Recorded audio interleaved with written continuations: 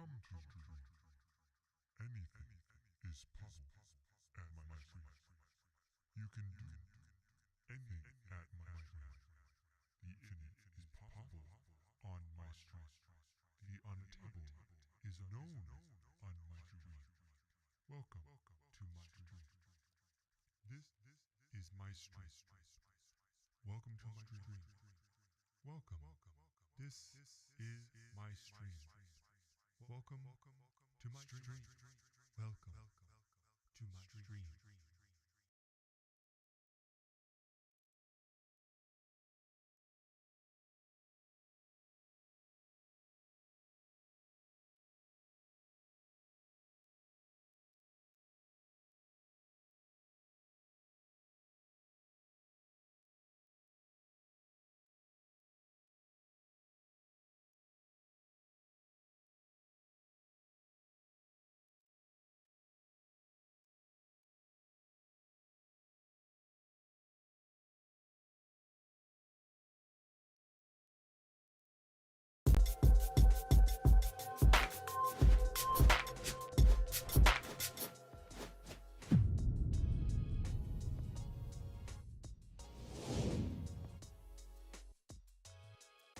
What is up, everyone? Mic is working. Things are good.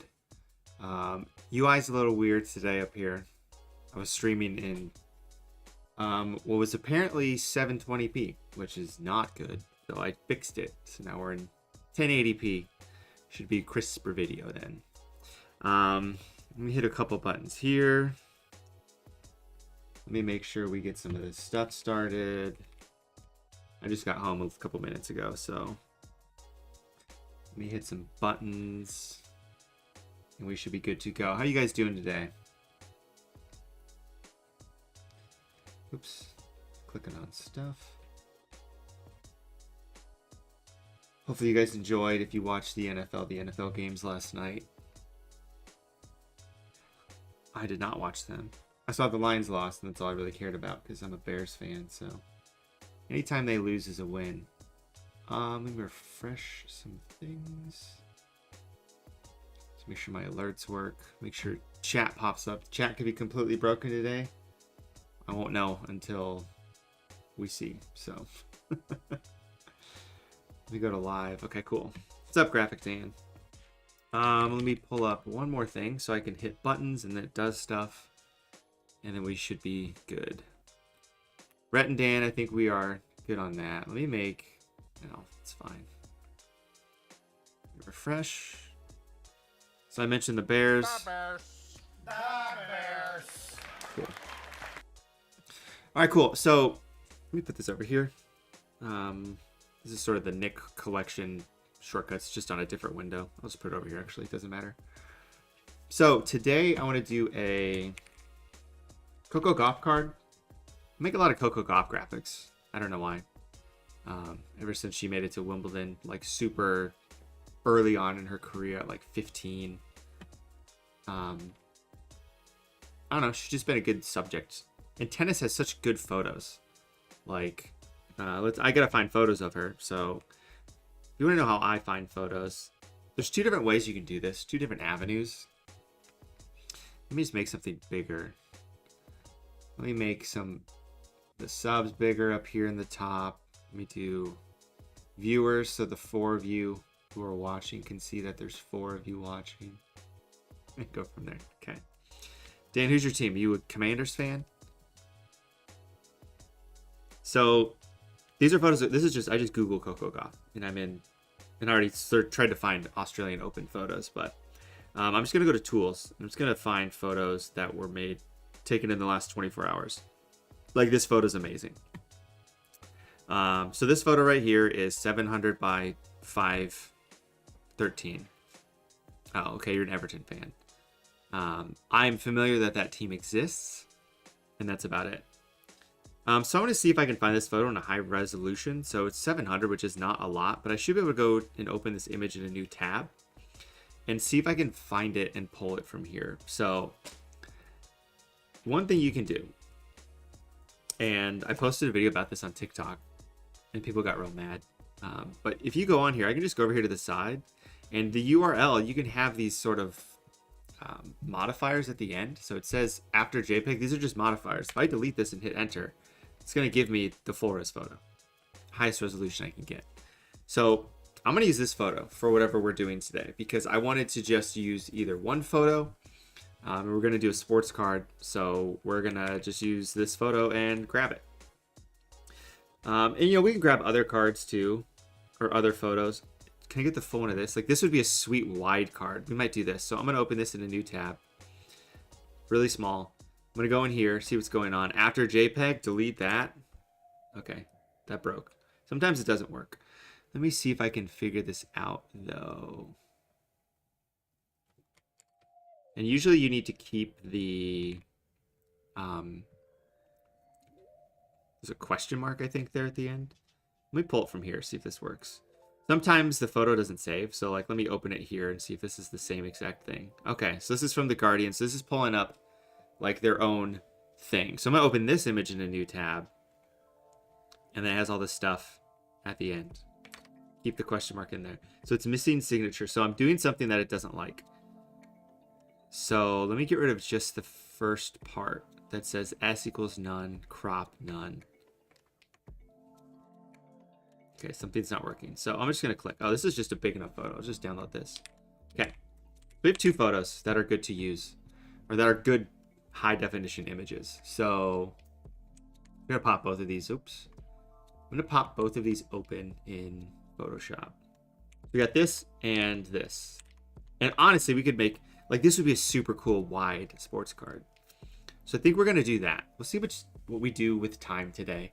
But we might go double duty, horizontal, and then a vertical sports card. I want to start with this one because this is kind of cool. Yeah, you can specify pixels. If you remove it, it'll just show you the original size. That way you're not making the photo larger than it actually is. So you're not sort of losing pixels with that or losing quality. So what do we want to do here? So I want to make a card out of this. So what kind of card? That's the question. There are a lot of different card designs that you can do. Horizontal would be a little bit more unique, kind of like the LeBron, Prism, Dunk, Kobe card. I just like to search on eBay for card photos. So like there's this sideways photo. If they have a side like this is a card that came out 2020 Prism, where it's the Kobe tribute sort of dunk that they have, but it's wide. So when talking about sports cards, usually things are set in like a frame. Like I have a card right here that someone was wanting to buy. So it's a frame with a photo, with a name, stuff like that. But then there are other cards that are more dynamic, more unique. Oops, dropping stuff. Like these cards, Tyson Beck made for Justin Fields. Like these are more just for Justin. So these are more stylized. They don't fit into a template, but they're something that could be done. So I'm going to do something horizontal. They do make tennis cards, tennis relic card. I don't know if they use parts of the tennis ball, but if you search relic, that's sort of what they call the patches. Or they'll have a relic in there. And usually it's, a short or a shirt or something like that. I think the only issue with like tennis balls is having them in a flat thing is kind of hard to do. So let's start and just look at like Coco Gauff auto. Because we're going to probably put an autograph on here just because autographed cards are fun. But like you can see, these are what Coco Gauff's cards are. And her cards are kind of expensive because she's nice. She's good. But they're all templated out sort of things. This is a facsimile auto. Like this is just like a fake card someone made, which is why it's $20. Like same here. Nexstar cards facsimile. What? Why would you even make that? Let's do this. This is fun to do. We're gonna go to sold. And I want to see what items have actually sold, and then we're gonna do sort by highest price first. See what our highest price card is. Yeah, this didn't sell for $25,000. There's a website called 130 Point that actually gives you correct things. Because if you offer on a card, it's just going to show you what they offered it for. Yeah, I saw they're bringing back TikTok, or they're getting rid of TikTok. It's just a stupid scenario. Just going to search Coco Gauff. And then I can do here, I don't want to do most recent, I want to do highest price. And this website's going to give me, so someone paid $6,000 for this card. Wow. Because it's a 1 of 1. That's crazy. What is this? Like, this is a more unique looking card. Because it's Skybox metal. So it has like some stuff in the background, Coco Gauff. It's a 1 of 1 purple that someone got. And the only reason this card's so expensive is because it's a 1 of 1. But we could design something like this. Oh, that's nothing. People pay so much money for sports cards. Like here, let's do this. Victor, let me just search Wemby. This is going to be crazy. This card sold for $23,000, $20,000, $12,000, $10,000. 4,500, 4,000. So yeah, so we're doing sports cards. That's why I kind of want to get into creating sports cards myself, because I would get one, just joy out of it, and it's an avenue to make some money. You know, I wouldn't try and sell stuff for a crazy amount of money because I don't have any sort of following that do that, and people buy these cards so they can grade them mainly. That's why if you see any cards on here that are like unlicensed, people don't buy them as much. I'll give you an example. So Devin Hester. Oh, these are sold. Yeah, this sold. That was good. Like this here. This sold for way too much money. I collect Devin Hester cards. This is a player worn.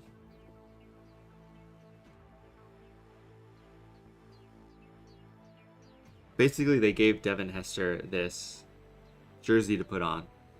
And they put the NFL patch on here. Like, this is a cool card.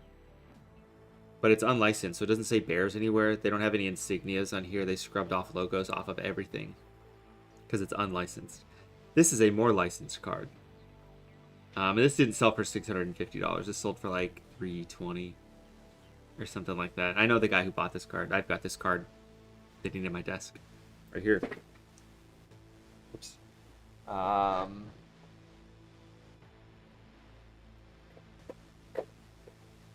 Find it. I had these organized better. This isn't the same card. This one's out of 19, but it's the same card. So it's a good card. So there's a lot of different avenues we can do. So let's go with something with her going sideways. We'll have text in the background. We'll do something cool with that. So first things first, let's edit this photo. So I'm going to turn this into a smart object. What I'm going to do now is I've been using these HDR effects from Nick. Oh, I clicked on the wrong one to merge. I want to do single image. Are the packs you buy to get those cards expensive, or does it depend on what sport? It depends on the sport, depends on the card. But yes, a lot of what you can attribute to sports cards and their price is sort of gambling. It's very, very similar to gambling. Let me zoom in here. Can you zoom in? God, you see this, the JPEG artifacting on this? It's so bad. What if I turn this off? Yeah. It's just the image quality of this one isn't as good. But for instance, it depends on who's in what. Like, Immaculate. Let me just search up Panini Immaculate box. Spelled Panini wrong, but I'll find it. But like these boxes themselves, like this is soccer. But if we do football and not collegiate. So like here's an Immaculate box. This is $1,200. There's, I think, one pack in this box. It'll say on the side here. Yeah, it says 6 cards. So it says right here in the center. right here. There's 6 cards in this box, and they want $1,200 for it. Because essentially what you're trying to do is you're trying to get a Wemby card. You're trying to get a Paolo Banchero card, rookie card. Because that's what people want. That's what sells the best. Okay, let's do this. I don't want to like really crunch up this photo because usually when it comes to like female athlete cards and female stuff, you know, think of it as like beauty. You don't want to crunch it up too much. I'm going to set this to like 50. So it's still there. It does a little bit of something. See? You know, a little bit of HDR effect, but not too crazy. Then I can hop in here. I can get rid of this. And I can just do my usual editing to this, and we'll see what it looks like. Yeah, that's what I thought. It's a lot. A little too much, probably. I like how it looks for the most part. But we're going to fix a lot about this. We're just going to tone everything down. And I've been doing this a lot. I want this to be like 65. So I'm going to brighten up the shadows. And not make it so dark. Okay on that. So I'll brighten up. I can delete this smart filter here. Put this here. So this is better. This is really... It's pretty decent for the first time. But look at this. This is JPEG artifacting. See how terrible that looks? That's because of the quality of the photo. Which I hate. Like, it looks so bad. And it's because I do all these effects to it. Like, if I turn this stuff off and turn this off, you can't see it as well. So what we're going to do is we're going to go in really deep here. We're going to turn this into a smart object. And we're going to go to neural filters. And we're going to use the neural filter for JPEG artifact removal. And this will take 30 seconds, which is good. It's not too much. So Dan, what people do with sports cards. There's an app called Whatnot, which people use, but people do this on YouTube. People buy into what are called breaks, where basically, you know, there's 32 football teams. So each team has a spot. So you gamble essentially and say, you buy into a break where that, let's say, $1,000 box of 6 cards, you have 12 in a case. So you say, okay, I'll pay you X amount of dollars for just the Bears cards. Any Bears card I get. You could get nothing. You could get the best card ever. So you do that, and then they open the cards on a stream.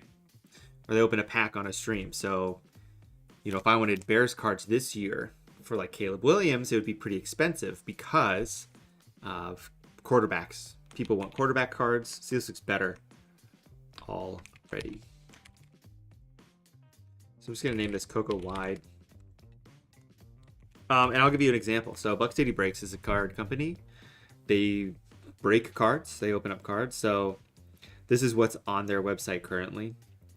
It's like 2023 football. So if you think about who was a rookie in 2023, it's like these are the positions left. So the Bears is only $44. The Bills spot is $90. The Broncos spot is $55. And it shows on here, like, so it's got contenders and Spectra in it. So this would have been not 2024 season, 2023. So in 2023, the Bears drafted Darnell Wright. Who cares? Whoever the quarterbacks were for that season would be indicated here. So like the Rams are on here high. I forget who was on there, but it changes depending on who got picked. So if you're like 2023 NFL draft, Chiefs aren't always the most. It depends on who's in it. If Patrick Mahomes has autos in it, it probably has a higher price. But like the Panthers would be high, the Texans would be high because of CJ Stroud. The Colts would be high because of Anthony Richardson. But they're probably bought because people want those cards. Like these are the ones that people aren't going to want as much, probably, because they don't have quarterbacks. So that's sort of how the card market works for the most part. So let's see here. So we have this photo. We have Coco. I don't know if I want to cut this out. I'm probably going to eventually. So we'll cut it out and we can do a little sort of, hey, what the heck do we do here scenario. There's a couple different avenues to that. So let me just grab the select subject, which is similar to the quick select. I'm going to grab the ball later because it's fine. This did a pretty solid job. I'm going to just erase the whole inside of this tennis racket. So we'll go to selected mask. We'll hop in here and we'll do some quick editing of this. There's like 6 or 7 different ways you can do it. And I'll talk about that now while I cut this out. So you can do a blend if, where it gets rid of the background so it only shows light parts. Depending on what your background is, you could set it to screen and multiply and just kill the, or bump up the contrast a bunch so you have a white layer and a black layer. You can always find an image of a tennis racket online and just replace it, because who's to know what it is? You can make your own tennis racket just with lines and just save it as a like Photoshop file. And I'm sure if I go to some of the other Coco graphics I've made, you can probably see where I did that, and we can take a look. Might save us some time doing it. And one thing I'm gonna have to do for this image is I'm gonna have to get rid of a lot of this blue, unless we put her on a blue background. So we can go a different way, a couple of ways with this card too. Is, do we want to go Australian Open with it? What word can we have be like super wide behind it, you know? And we might pull up ChatGPT, or, you know, if Rhett's here, he's got the good ideas in chat. We can just say, you know, what word makes sense. Like one of the cards we saw on eBay was like aces, which makes sense for tennis. Just trying to think of like a, you know, 6 to 7 letter word that would look cool in the back. And I will show you what the inspiration would come from. There's a very specific card that I'm thinking of that we're going to emulate. And the thing with sports cards, if I wanted to get into doing that, I would need to come up with really cool dynamic stuff, like what Tyson did. Like, these are really unique, really creative cards. That then lends him the ability to make a more templated card. This isn't his, but templated card that pulls in multiple people, and you make your own sets of cards. Breakpoint. Yeah, Breakpoint might... That makes me think of the movie Breakpoint, right? With Keanu. Right? Am I thinking of Breakpoint? Breakpoint. No. What am I thinking of? Break movie Keanu. Point Break. Yeah, see? Breakpoint, Point Break. Right. Just keep saying it over and over, and then you're eventually just going to be saying Point Break instead of Breakpoint. So I would need to theoretically, one, grow and promote the content. Grow and promote that I create sports cards. You want to buy them, sort of thing. Now, one thing people are going to want with sports cards is they're going to want the ability to grade them, which you have to have sort of a name attached to it to do that. But I would do that and just sort of make something unique that's outside, that's cooler than whatever the other people are doing. And the other people I'm saying would be like, there's a company called Leaf, who does a lot of unlicensed cards. They do a lot of like pop cards. So like the Hawk girl, they made a card for her. Like I think they made a Rizzler card. Like they hop onto trends online and try to make cards from it and make a little bit of money, and then they can also pay the people to sign them, and then they can make some money. So it's advantageous for everybody. And people want to hop onto trends. So like you can, like, people are buying and selling like Rizzler autograph cards for hundreds of dollars, because it might be like a $110 card and then you sell it, or it might be $80 and then you buy 4. You try and get the one of one, which is everyone's trying to hunt to get the one of one to sell it for $1,000. So it's all half gambling, sort of a legalized gambling thing. I just posted a base team set on my Instagram, and a lot of people are wanting me to sell my own, but there are so many. Yeah, copyright laws too. That's the main really issue. And you don't like how Leaf sports cards should look. Yeah, that's a very common sentiment, I would say. Non-licensed just doesn't look good. Yeah, exactly. That's the issue too. If like a you or I or someone wanted to make their own sports card line, it would have to be unlicensed.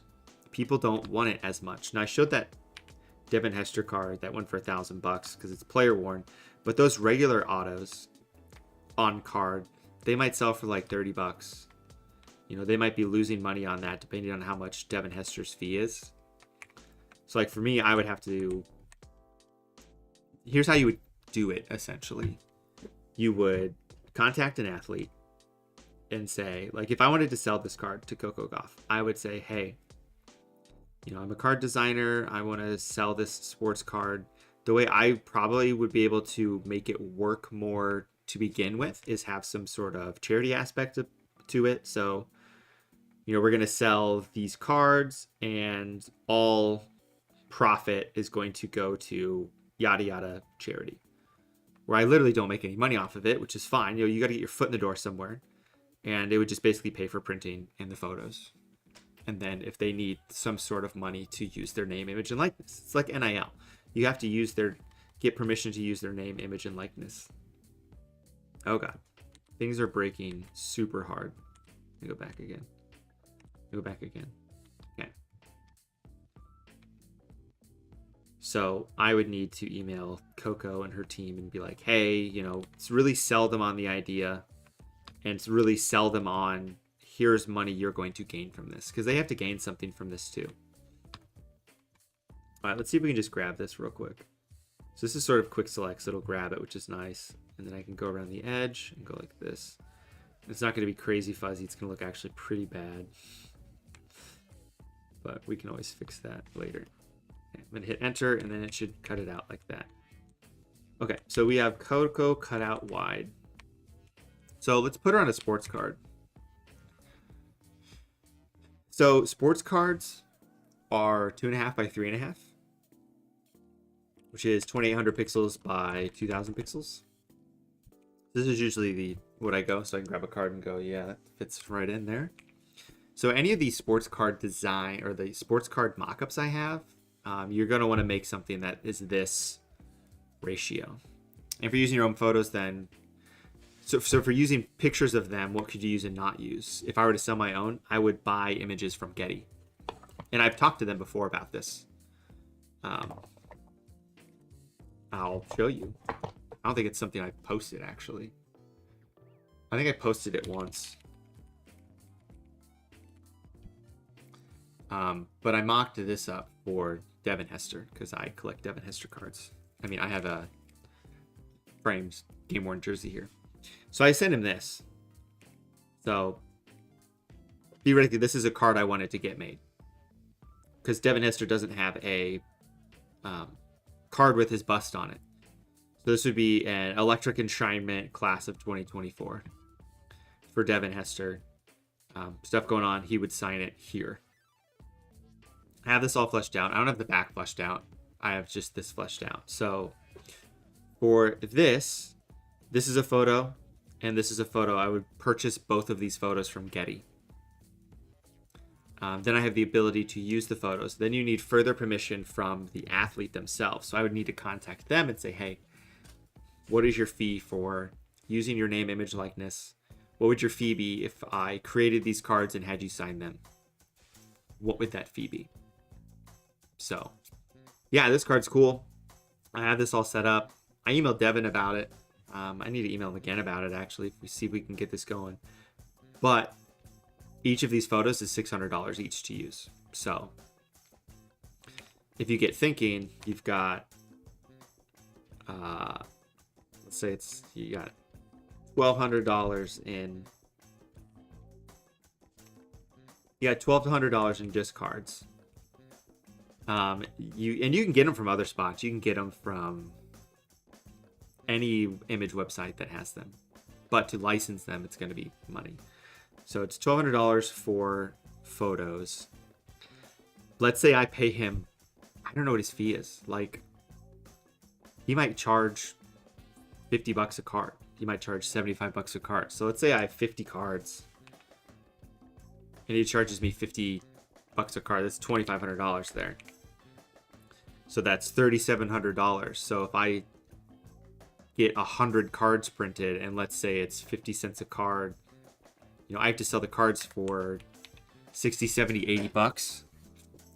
just to break even, and I have to sell every single one of them. So there's no easy break even point for that. Let me pull that back up because we actually want this. Like there's a lot of cost to it. Like it's definitely an investment you would have to make. Let me find this card. I've got it right here. I have all my Devin Hester cards pretty much right over here, so those are all autographs. Are these all of them? Let me just find it.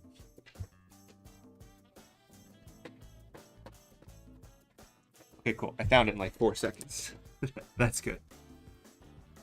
Yeah, I mean, it's high risk, high reward. So this is what we're going to sort of emulate. So this is a Moments card from Luminance.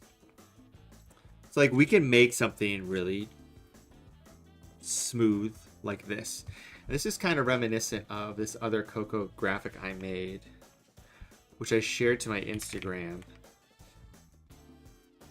But there was a really nice photo that someone took. It was a wide shot. I have these like tennis balls coming in, which was really cool. And I made it like 6 years, probably 6 years ago. Okay, so we have this. So yeah, we could do something called Breakpoint. We could do something with that. Let me edit this photo too, because we're gonna do both of these. Let me zoom in on this. So this photo doesn't have as much JPEG artifacting. It's just a better photo. We'll go ahead and hit that button just because we can. But we won't do high. We'll do like medium. This will just take a minute to do. Yeah, I mean, it's sort of with the high risk, high reward with making sports cards. It's like sort of doing it's doing anything. You got to put in the time to start reaping those rewards. Like, I know there are people who sell cards and they skirt around all these licensing stuff. And I'm like, I wouldn't want to do it that way. I would want to do what Tyson Beck does. But I would need to grow my account first, grow my following first to make that work out. So then athletes, so it makes it easy for athletes to then work with me. Because they would need to know who I am. Like, people, they might know who Tyson Beck is because Tyson's been making sports cards for like 10 years. He's just been doing his own stuff for like 5 or 6 years.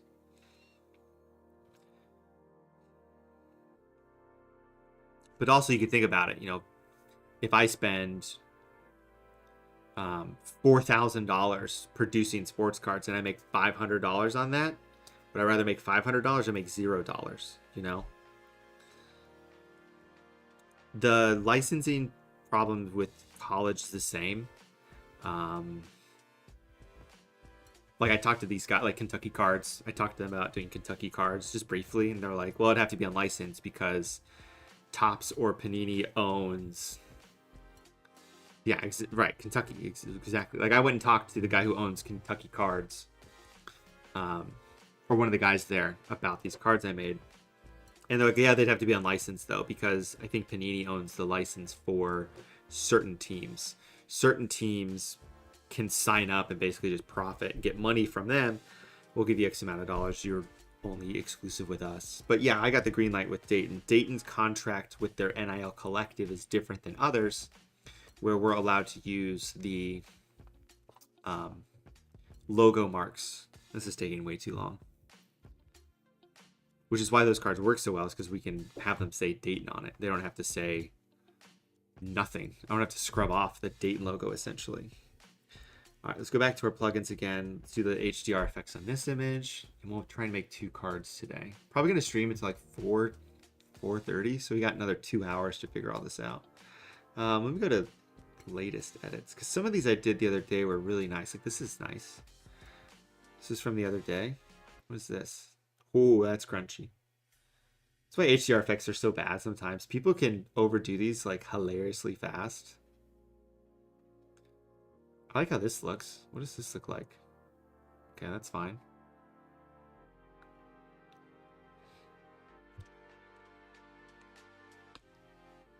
Yeah, he's got a really nice shop. He wasn't in town. I drove through there to go to a funeral and said hi. He wasn't in. The place is super cool, though.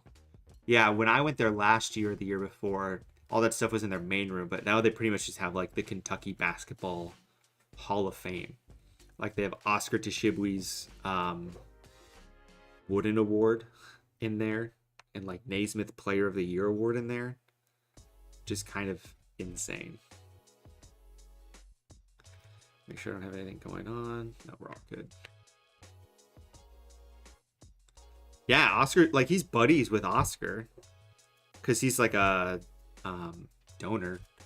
It's like he knows Oscar pretty well. I need to get rid of this. I need to fix this layer. So he's just got like all of Oscar's awards. They're just hanging out. Like it's kind of surprising they're not in Kentucky's. They're not in like Rupp Arena or something like that. All right, so this one's pretty solid. This one's pretty good. Let's cut this out real quick. They had a couple of my Oscar designs posted by him. Yeah. Like I keep saying, like I need to make a Kobe Bryant card because he's the best shooter in the nation. And I did make one from Dayton. It's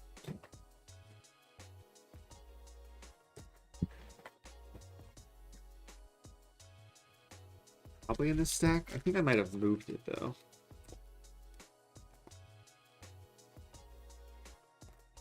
Yeah, it's not that stack. I think I took it out of its case. But like Kobe Bryant was there. But yeah, Kobe follows me. I chat with him every once in a while. He's the one. He actually commented on my account when I said, "Who should I make a design of?" He commented with 2 big eyes, and I was like, "Fine, make a Kobe Bryant card." But I know that was a card people from Dayton were wanting to get from the cards we did last year, which aren't as good as the ones this year, but they're still pretty cool. They look like this. More generic. They're really Mosaic heavy inspired, but I know people wanted his card because he's the best shooter. It is a shame he left Dayton, but you know, SEC eyeballs are SEC eyeballs. Yeah, Kobe's great. He's got great parents as well. His parents will message me every once in a while. But I theoretically could, like, if I messaged the guys at Kentucky and was like, "Listen, send me photos, high resolution photos of Kobe Bryant. I'll make a Kobe Bryant design or card on stream." But yeah, he would be someone it'd be interesting to see about getting cards made because he's probably going to get drafted just because he's the best shooter in the nation. Which he pretty much was, which he was last year. Like he led the league in 3-point percentage last year, and like he's getting way more fanfare just because he's in the SEC. Like if we gave him as many shots that Oakland gave Jack Golke, like he would be a household name and should be a household name because he's the best shooter in the nation. Get rid of this. Yeah, let me look it up because I want to fight you on this. 3-point percentage 2023 2024, and I want NCAA. I want NCAA, this place I have already been to. This is current, I think. Is this current? Does this show me a year? Yeah, so like Kobe Bryant is 47%. I went last year.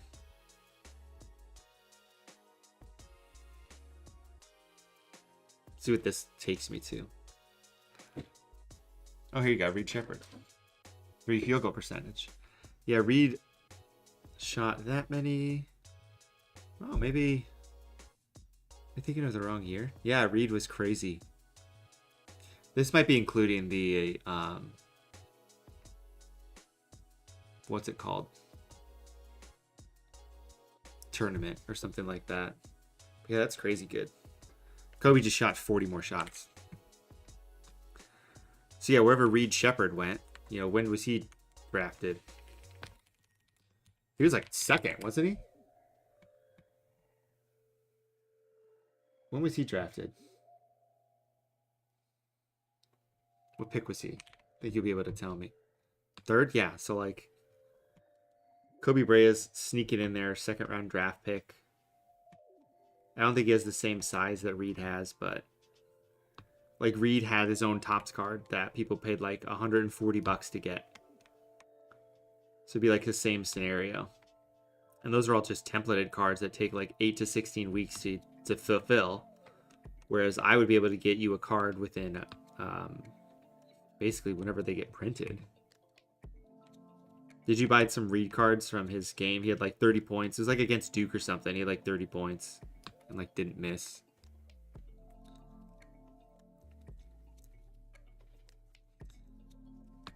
Cap, do I do logos and things or just poster style graphics? I specialize in sort of athletics designs for social media. I tend to shy away from logo stuff just because I've had bad experiences with them with clients in the past. And usually they don't, the people who reach out to me don't understand the price of what things cost. So I tend to shy away from that. I have the capabilities of doing it because I went to college for graphic design. So I can't say I haven't made logos, even in the last year. It's just something I don't get as much enjoyment out of than doing cool stuff like this. But if you need a logo made, you can email me, bradleyjackdesign@gmail.com. I can take a look and see if it's something I can get done for you. Just depending on my calendar. And if you know what you want, that is helpful. I just basically get jaded from people not knowing what they want or not having an idea. And then I make them a cool logo and they're like, yeah, I don't like how that looks because I didn't communicate well enough with them up front, essentially. It's usually what happens. You prefer logos over that? Yeah, it's just sort of more of a communicating thing with logos. Like if your client knows what they want, they need to be able to get bought in on the idea. I just sort of got burnt out from that. Oh, do a live design of like a logo. I have a client who wants a logo made and I made it for them. Let's do Coco Tall. Save this to my desktop. I would need to get more information from that client to be like, hey, I'm going to make this on my stream. Probably won't care. But in order to make that, I basically was making something blind with no sort of direction. And that's why I don't like logos. It's like half of me problem though. Like humorously, like this is all, a lot of this all comes back together. Where I'm teaching a class at Dayton where I went to school. And what we're doing is design briefs is like the first assignment. So like creating a design brief that you can then run past clients so you have all the information you have. I'll use my slabs and top loaders in my poster suite. We're going to try and use those today because I had someone who got my newest mockup pack and they want to know how to sort of use the After Effects ones. So we're going to hopefully do that with this card. We just need to figure out what to do with it. I got rid of my Cool Moments card. I'm going to look this card up. So this is Devin Hester Moments from 2021 Luminance, I think. Yeah. I collect so many of his cards, I know what a lot of them are. And this card doesn't come up that often. Moments. Devin Hester. I want to see if anybody has any for sale. Nope. They do not. 2021 Moments, Devin Hester. Yeah, there's no exact matches. Let me see what the last one sold for, just while we're here. Hester. Sold. Yeah, none of this card hasn't sold in like a year or like 6 months. Like going back to their like completed listings, just hasn't been sold. Let me look here just for fun. And then we'll get back to things. I'm clicking on things, which I do not want. We're going to pop up ChatGPT just to have it give us some ideas of what we can put on this card. Devin Hester Moments 2021. Yeah, it's not even on here. It's a rare card. It's a short print. So, okay, we got Coco Gauff. We have a lot of movement going this way. It's the opposite on my camera. So what can we use that for? Let's pull up good old ChatGPT. I've seen more and more like streamers online I use just ask ChatGPT like random things like, in Photoshop, why doesn't this work? I think it's just slowly sort of replacing Google because it searches through Google too, essentially. Give me 5 to 7 letter words relating to tennis that indicate or that pair with high energy, spelling stuff wrong, energy and movement. What's up, Blake? Volley, smash, return. These are all terrible. Give me more exciting words. It could be the 5 to 7 is limiting it. Ignore the letter limit. This is for a sports card, so make sure it would entice someone to buy this card. But like, really, give me the most basic tennis words. Just want to do it. Breakpoint is literally the first one on here. See, Rhett is just ChatGPT. Grand Slam would be good. Top spin's not a bad idea.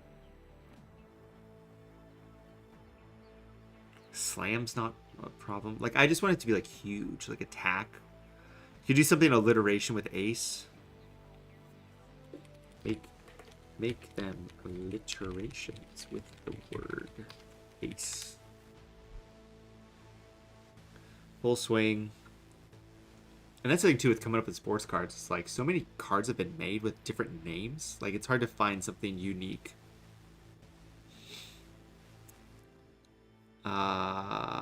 These are all bad. Give me better ideas. Let's see what it does with that. Yeah, you started a Kobe design. Did you see? You searched my computer for Fuego. No.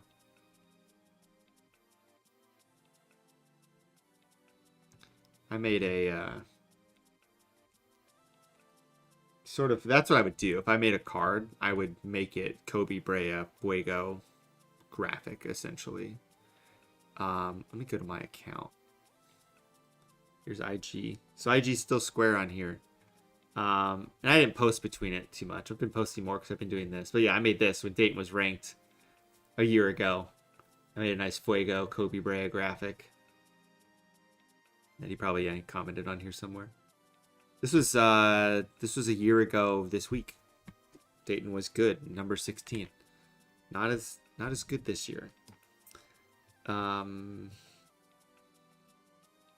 ace attacker. Something to do with attack, maybe. So she's clearly not serving here. She's returning a thing. Iteration.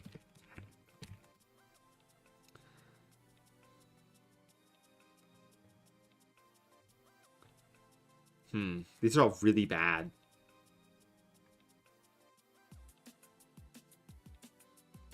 I think we might go with Breakpoint just because it's the best thing on there. So here's what we're going to do first. We're going to go to our canvas size, and we're going to add to this. Ace advantage isn't bad. I think it's just too long. Like, Breakpoint works, like 10 is good. I might ask it for... No, I told it to ignore it. Okay, actually what I'm going to do is I'm going to make this actual card size. It's 3.5 by 2.5. Resolution's 800, whatever, that's fine. So I'm going to add to this. Shoot. Inches on the side, I'm going to add half an inch around the edges. So now I can have a 1/4 inch bleed. So I'm going to go to guides, new guide layout. We're going to do a 1/4 inch on each side. And that's where our card is. And I probably should do 1/8 of an inch. That actually makes a lot more sense. Add a little bit to that. Because 1/8 of an inch is sort of the standard for a bleed. So we're gonna do that. So that's the edge of the card. So usually what I do here is I will go in and I will just add a solid color and make it like a crazy color like this. Actually, it doesn't matter. The color doesn't matter. That's filled to 0.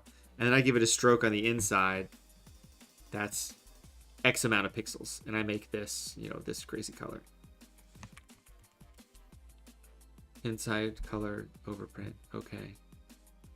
But the fill is 0, so I can't do that. So we're going to make this 0. Set this to multiply. And then give the stroke something. That's not doing anything. You do this first. Turn this to a smart object and then set the fill to 0. This will work. It can't be a fill. I think it's really all the issue is. So if I give this a, that's not what I want. Stroke. There we go. And this is going to be based on math. So this is 800 pixels per inch.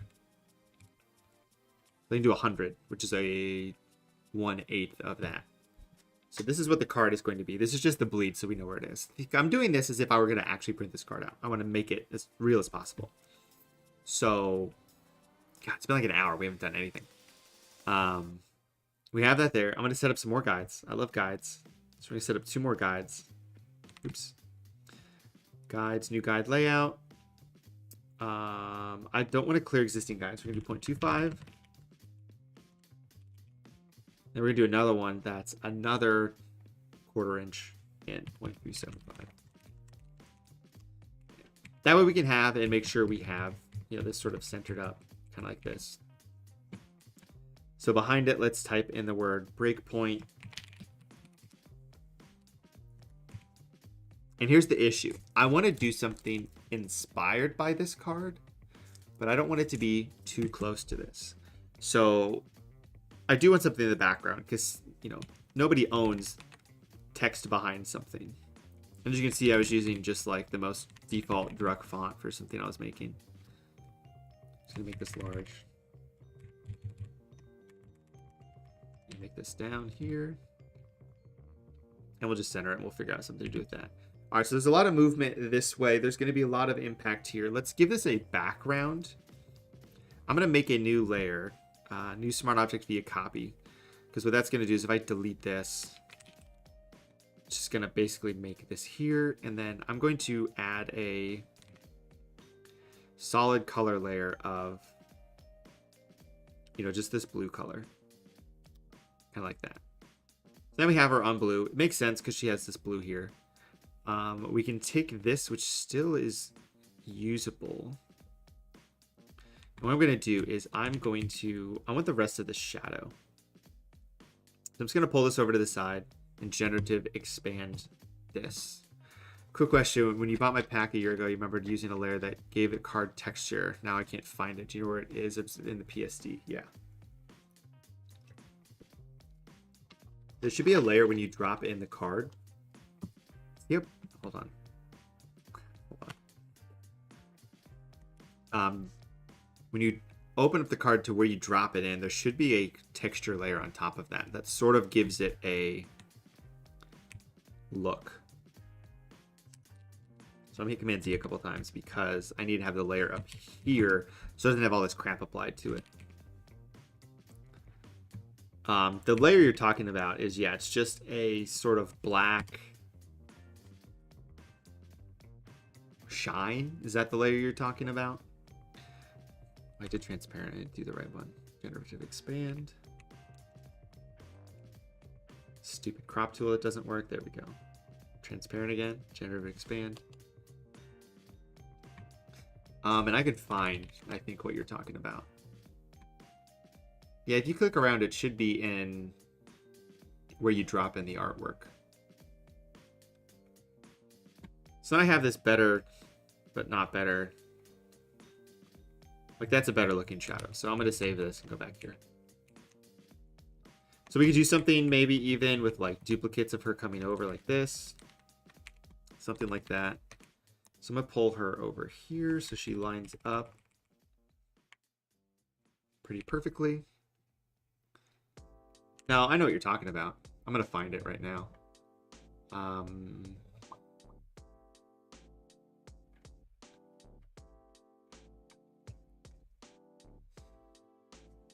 What it does, it just adds a little bit of realism to it to make it seem like it is a real card that I have in a folder right here. So basically, you're just looking for this this right here, this piece of thing. And you set that to screen, and then you can sort of put it up here, and then look, oh, this looks like it's a photo or something like that. So it should be there somewhere. Don't need this anymore. So this is here. So I just want the shadow. So what I'm going to do is I'm going to grab a gradient map. And then we're going to drag this down here. And basically, I just want this to be fully white down here. How can we do this? Let me combine these together and open these up and then combine these together and then grab a curves layer. What is that? I can make this as bright as possible. This as bright as possible. Then we can darken up other areas. So we have this. And then basically we can just save that, go back here, and then mask out all of this stuff we don't need. I'm hitting M for mask. That's not how this works. Just paint with black and white. Paint, paint, paint, paint, paint, paint. Now down here it gets a little finicky. I'm just going to set this to be a little softer and zoom in a little bit. Just sort of go like this. What I'm doing is I'm holding down the shift key so it draws in a straight line, so I don't have to like try and draw it perfectly. But we just want the main part of her shadow. Most of this should be black. And if some of these little specks get on, that's fine. Like you can see here, it's all super broken from the generative fill, but that's fine. We can go in here and just sort of block this out. And it shouldn't look too bad when we set this to multiply. Because we'll set it to multiply, and what that does, it gets rid of all of the light areas, only shows the dark areas. And I have this a little bit off. Hold on, let me adjust it. That should be better. Oops. Kind of like this. Oh god. What is this? What is happening? I'm hitting stuff I don't want to hit. So we'll go like this. So now if I just set this to multiply, we've got shadow. Okay, so we have this nice grounded photo. And I want to link these together. So now they move together. Great. I'm going to convert this to a... No, I'm not going to convert this to a smart object. I'm just going to add a... This is like a default thing I do on like a lot of stuff. A nice gradient overlay on this. Set to overlay. At like 50%. Gives the illusion of light from above. Just looks really nice. You put breakpoint back up here. This font is not skinny enough. I can already tell you. But the whole reason I did this was because we forgot about this. What's going on here? So let's fix that. And I can go into and fix a little bit of this. So like this right here seems a little off. So I'm going to grab a brush. We have this selected. God, it's just being really finicky and like hiding where my cursor is. Yeah, I don't like that. I want to see the outside. Yeah, I want to see that.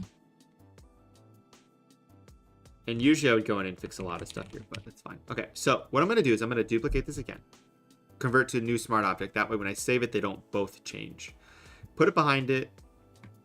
I am going to just delete this layer mask. And basically just clip it to here.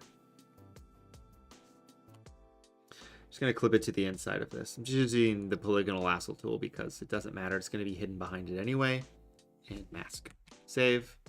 There's even a feather on it on accident, which is just going to sort of break things, but not really. It'll be fine. Okay. Here's what you can do. You can just hit screen. You know, I can grab a levels layer, go down here, make it so it's only white, like that. Duplicate this bad boy. Name this light. Name this dark. Set this to multiply. And then just basically reverse this so it gets rid of all of the light. And you can see through it, so it's just sort of like that. So if I zoom back out, you know, it looks like this. But I want this to be a little bit better. So I need to pull this over even more. And it's just adding a little bit of that darkness to it, which doesn't do much. But like, that looks pretty decent. So that's one way of doing it. I think this looks fine, so I'm probably going to keep that or group that together. I'll just show you a couple different ways to do it from there. That's one way of doing it. It doesn't, not necessarily it's the best way, just because it is dependent on the background. If we make the background white, it all goes away. So I'm going to delete this, set this to normal. So one thing you can do too is you can use a blend if. So if we double click the blending options, we can say current layer, I want to get rid of all of the dark and I only want to show the light spots. And basically what I'm doing is I'm trying to make it so it gets rid of the background so we can see through this. So if I pull it over all the way, you know, there's the racket. You can do the same thing, but blend it the other way. The issue with that is it's probably gonna be a little bit more finicky because it's a dark background. So you're gonna have to pull this over a lot to do sort of, you know, that. Another way of doing it. Neither way is more correct than the other. They're both just different ways of doing it depending on what you want. Another way that you can do it is you can draw these lines, which I know I did on a graphic. I just do not remember which graphic I did this on. I thought it was a Coco graphic.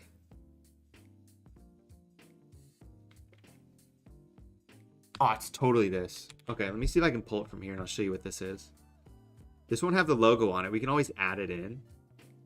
But I'm going to pull this up. This is a graphic I made a while ago because I know Coco loves My Hero Academia. So this is the image of Coco. Oh, something's not there. Okay. This is the image of Coco. This is the image here. This is the image here. So what I did here was I literally took this shape. We'll bring it back here and hide this. I literally made just lines.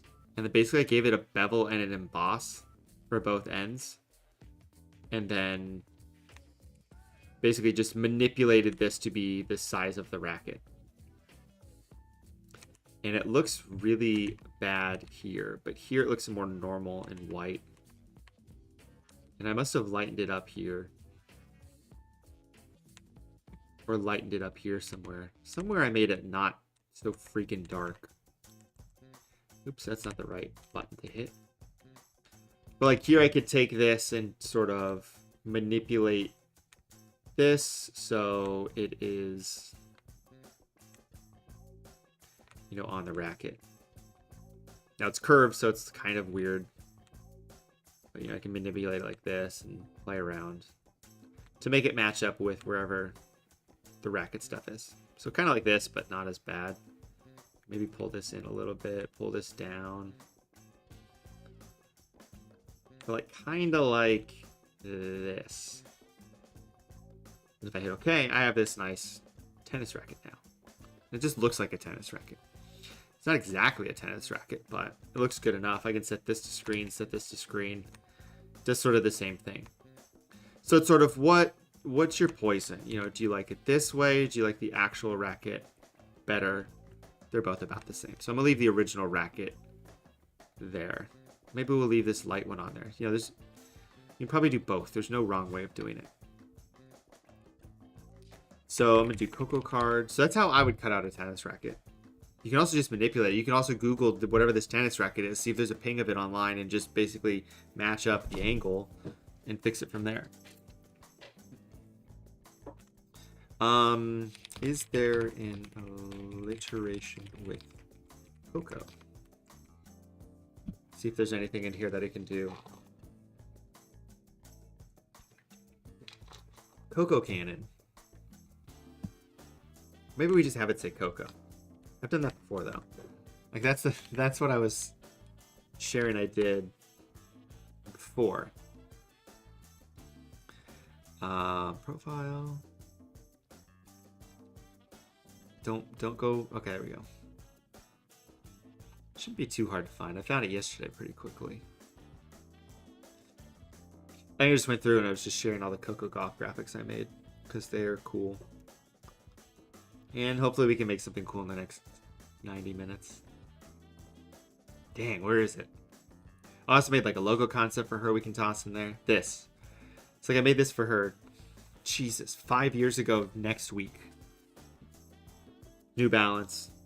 Like this would be a cool card to make. So it's sort of like you can see just the difference here think this photo is just amazing how it worked out.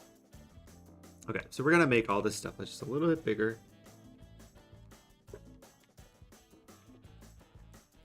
Put her shadow on this angle here. Sort of center her up. Okay, we'll do breakpoint. I think that's good. Let's figure out a nice font to use. Let's go to fonts.adobe.com. I think part of the issue with today is I didn't have any sort of inspiration on this coming in. It's just sort of like, we're going to do something. We're going to make a card. Cards are pretty generally templated out, which we don't want to do. I don't like how these windows are just hopping all over the place. Breakpoint. Okay. This is a cool font. Solvent. I don't think it works for what we want to do. This is a cool font. I like searching by featured or new because it gives me new fonts that I can use. Yeah, it's a variable font with a wide width might work. Then you can play with other text for the card in different styles. Yeah, I want to see how many... Let me see what this looks like though. Franz. CC Franz. Not in here yet. Just hit save. And I think we need to add cool stuff to the background. So like one thing I thought I found, it's probably on Pinterest, and I think it was a tennis graphic someone made. I mean, look at all this good inspiration. Dan wins. Dan and Johnny win immediately. But it was this cool tennis graphic, and it used a lot of gradients. And the whole reason I wanted to do Coco Gauff, honestly, was because Dean Davies posted something. Let me just pull up Dean Davies, because I don't need to pull it up on Instagram, but he's been doing a lot of cool stuff like this with gradients and like moving things around. Like, this is really cool. It's basically, I saw this he made. I was like, oh, right, we can do something like that, which would be cool to do. So if we add a lot of colors and stuff, sort of Dean as inspiration. And there was another graphic. I don't know if I saved it. Tennis graphic. Where there were like cool shapes being used and stuff like that. I'm surprised it's not popping up right here immediately. Yeah, maybe we do something where her clothes are the same color as the background and like blend through or something. But let's see if this font loaded. Should have. Franz. Partake. See, like, I like this font because what I wanted to do was like something like this where it's huge. You know, we can set it up where it's, you know, like this. We can then convert this to a shape. We take all these cool guys at the bottom and do this so it fits. And she's basically going through all of it, breakpoint. That one doesn't read as well as I think it could. And maybe we just want it to stop just above it, like that. Give it a little bit of breathing room from her. I kind of want to set this up so we can do holographic stuff on it. Because like breakpoint, this would be theoretically white, and then it would have a like border around it. But we could put like Coco Gauff down here, put some stuff on the side. There's a lot we can do. And now we're going to get in and figure it all out. Just really want to find that graphic I saw. Don't be an ad for Adobe Stock. Just take me to a Pinterest page. Let me go to my profile and go to my... Probably in here. Just find more ideas. I bet I'll find it in here. Or hopefully will. I showed it on the last stream, which is funny. But it used just gradients for action and stuff like that. We're going to copy it. This would be sick, though. See, that's the thing. I always try to relate it. Like, what do they like? They like anime. So is there something we can do where she's about to strike this card? And you can see how this looks because I have this set to screen and multiply what these lines look like. So So they don't look great, right? So what I'm going to do is I'm just going to take this and I'm going to get rid of all of the saturation. So it's black and white, but I can't do that. I have to do it to the individual things, I think. Yeah, if I do it to the group, it breaks, but if I do it to this, it's fine. So it looks better. Okay. So it's what can we do with motion? What can we do? Like this wavy hair is cool. Can we do something with that where just got wavy hair coming off? I don't know. It'd be kind of weird to fix her hair or change it to whatever we want. If we look at this, let me pull this back from afar a little bit and just go. So if we look at her racket, she is going. What is the racket doing? It's going like this, right? Like this sort of motion. It's sort of swinging. So I think we do that because that's sort of the inspiration I saw from that graphic was sort of this.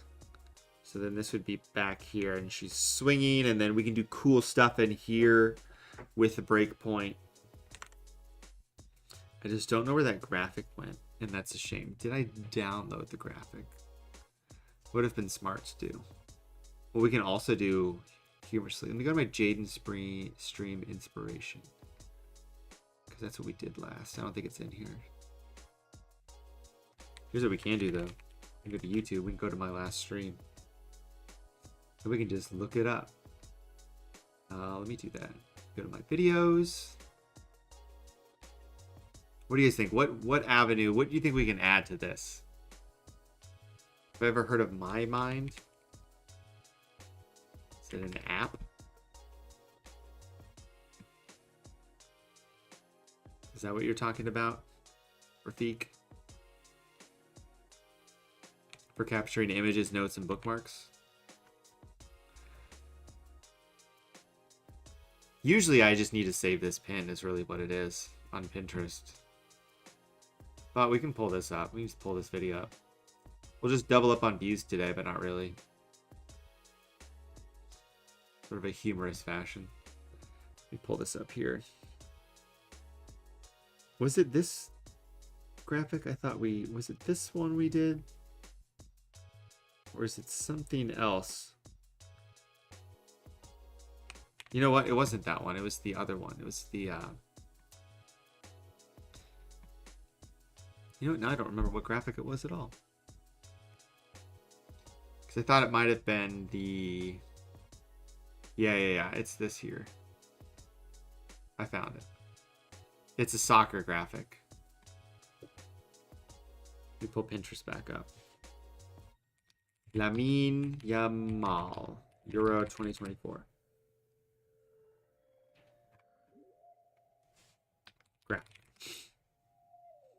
Yeah, it's this here.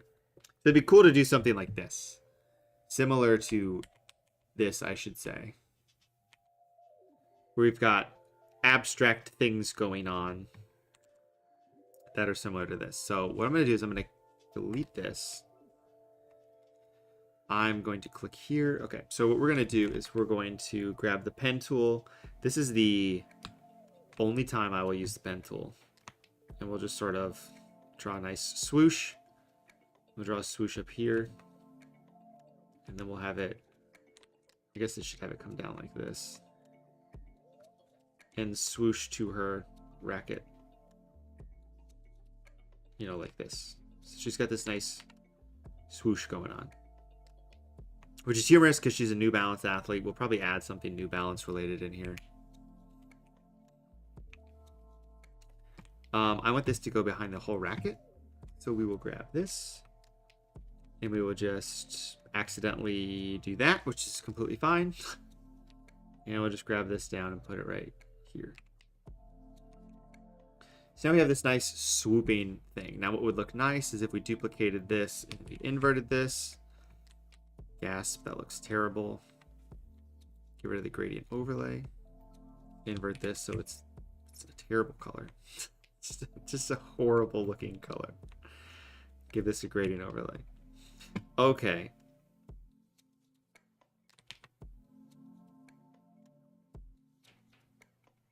We're gonna make this darker, because if we make it darker, it's gonna make this lighter. This is lighter. This is good. We're just gonna make this its own different color. That's a terrible idea. This is gross and disgusting.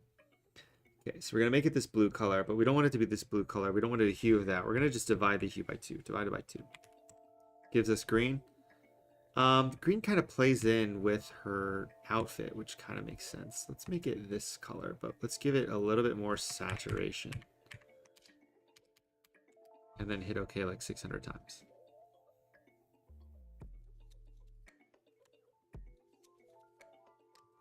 Such as images, we can save shop items, books, quotes, etc. No, I have not seen or used that. And my computer's apparently crashing. Okay, we're back. Computer said I'm real pissed for a sec. But we're here. Okay. Make sure this is actually going. It is. Good. Let me go to live. Okay. Here we are. All right.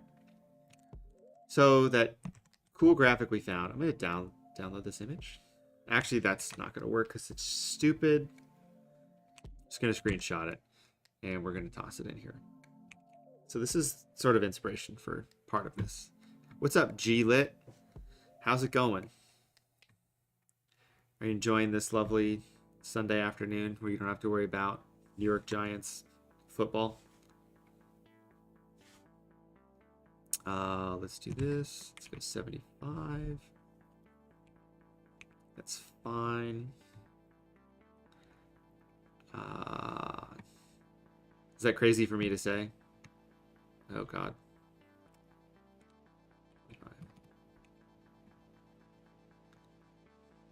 This is really nice. How do we mimic this but not make it the same?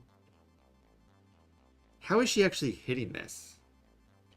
Because she's like, she gonna go like that? Because I feel like this doesn't make sense, this swoop. You can have her going to the sides. Listen, as a Bears fan, I can talk about the Giants all I want. Because they're in a different division. And because they have the 3rd overall draft pick and we have 10.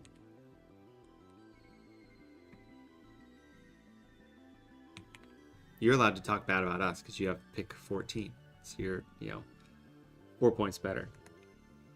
Okay, so we have breakpoint. I'm going to give this a stroke because I don't want to get off track here. I'm going to give it a stroke of red. And basically the stroke of red is going to be holographic texture, which I need to add in here. And I think I can do that using one of the mock-ups, using one of these cards.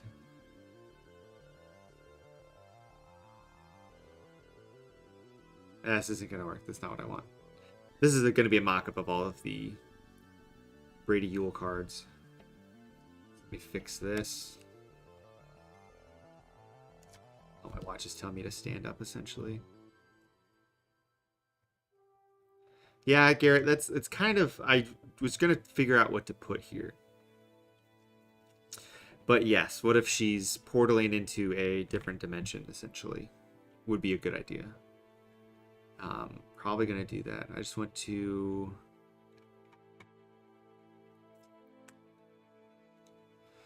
figure out where all these Dayton 6 cards are.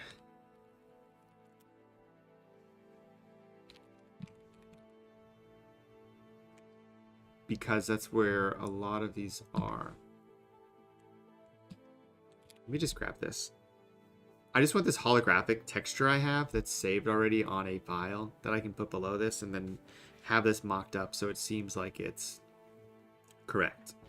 Which is...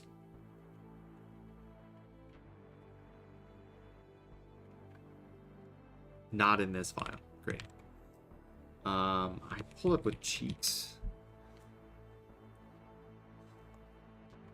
I thought I opened one of these up recently. See if any of these have a holographic on it. I can easily just pull it from something else. I just know I have it in a file somewhere.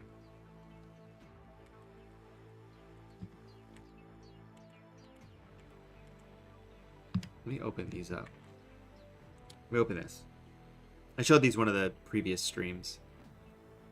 Just see if we can get it to work.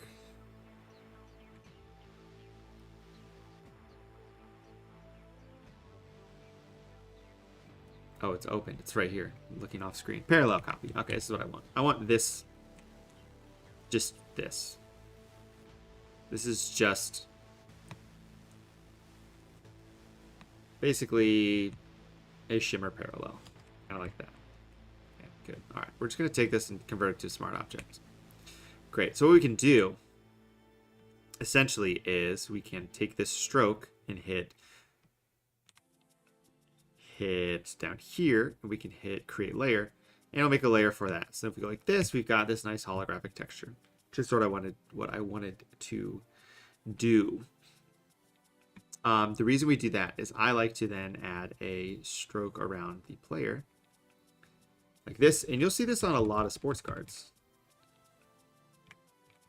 Is you'll see a layer where it is a stroke. So I'm gonna hit create layer.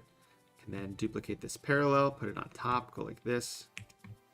And then she's going to have this sort of holographic texture around her. Now, what we can also do is we can just give her a stroke that is smaller, that's like white. So it pops against it, make it like 5 or like 3. Or we make this black. So it sort of pops her out of what's going on. We can do the same thing with the text here, which I think I did on one of my newer cards, but we can give this a stroke of black or something like this. Any particular reason that the stroke style being common occurrence in cards? It's probably because it's a way to differentiate the background from the foreground, like on a Prism card. Like if you look on older cards, like this card's from 2006. Let me see if I can see this on screen here. Let me go to Just Camp. Ah, it's broken. Let's go. Let's go back here. And chat's gone again, but it's completely fine because I went to a different thing. This doesn't have a stroke on it, but it has an emboss around him. So there's sort of a border around it. It's just sort of something that people do in sports cards, and hopefully the chat doesn't break. But on Prism cards, they do that a lot.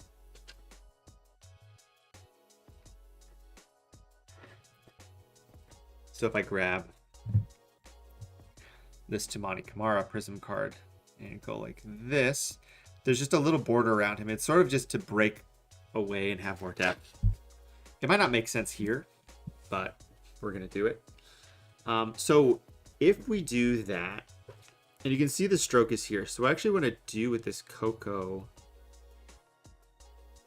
Oh, that's this stroke, right? Okay. So I want to just mask this and basically remove the inside of this, because I don't think I want it on the inside like this, but I don't know. So it's just on the outside of her, which is fine. Okay, we'll take breakpoint. That has a stroke of 1. Let's make it like 3. So it's this breakpoint. It's sort of a legibility thing too when you print it out, like on these. This. So on these Suni League cards I made, just for fun, like it catches the eye. The stroke does. It makes you want to look at it. But also on text, it makes it a lot easier to read because it has a stroke around it. Like I have gold text on this on a black background. It looks really bad because you can't read it. So what can we have behind her here? So one thing we can do is we can put this on top and sort of mask this to this, and maybe like invert it or something like that. So something is going on with this. So to invert that, we would actually need to go like this and make this white. And then theoretically, we'd need to make, put this back here or something like that. Maybe we just take this and we group this all together so it's in a group. So we can do that. And we can give that. So it's sort of coming in. Is this set to normal or multiply? Yeah, that's normal. So it does this. Is that great? Not really. But we need some way of reading the word breakpoint. Which you can kind of read it just by itself. Okay. I'm not crazy about how this looks. This could be something where, like, in the next hour, we just completely change this to be just a graphic instead. Because I'm not loving what we have.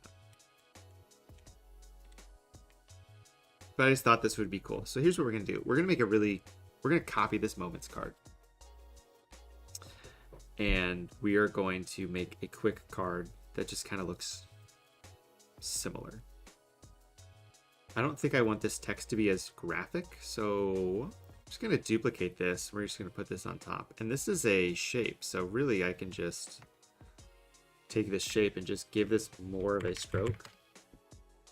Or change the stroke to be the outside.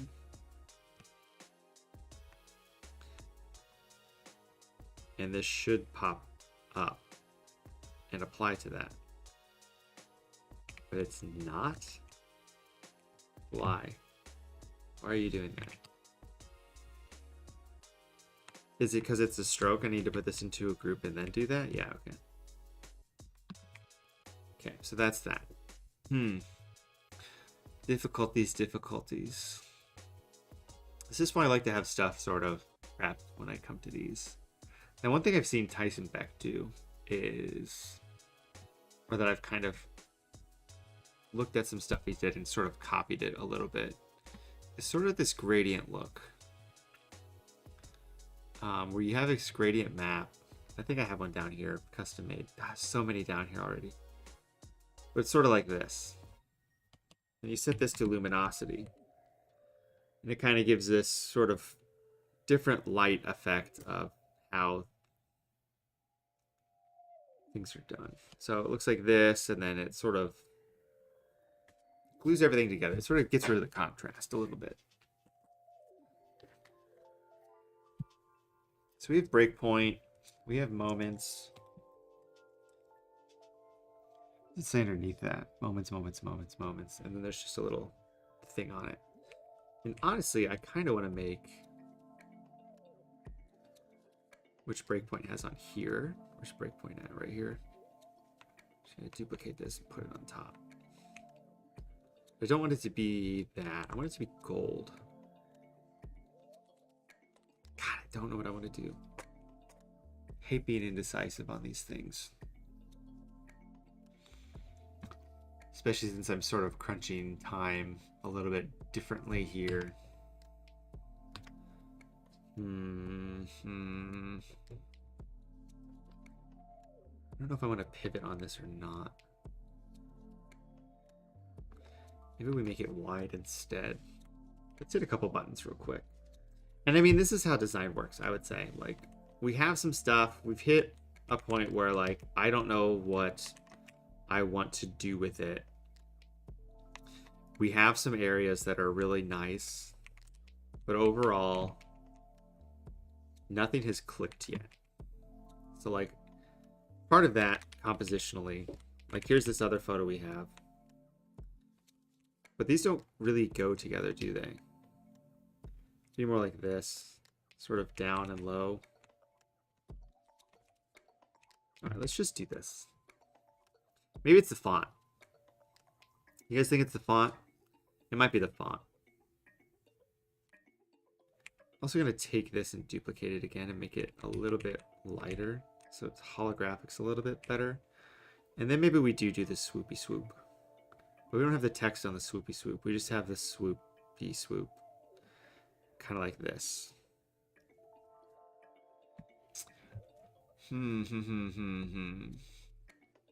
I like the look better of that. Now, something that would probably happen is this would be a specific color. So yeah, if we turn this back on, just go like this and set this to multiply and then get rid of this group. Go like that. Sort of have that going on, but not really. Stroke we add by itself. Create layer. So we go like this, grab this, set this to normal. Put this behind it. So it's swooping in like that. We set this to actually overlay, so it's kind of like that. What could be behind that though? It's sort of like what would make sense for Coco Gauff? Let's go back to our font. See, fun things, creative. did cool stuff. What other color can we add to this? What if we change the colors? So it's not so green. It's this stupid shape. We need to make a different color. We need it to be something vibrant. What's a tertiary color for this? Would like a yellow work? Because we have green, blue. Tertiary would be something like this. It's way too much though. I don't like how that looks at all. So we're gonna do that. Let's get rid of this.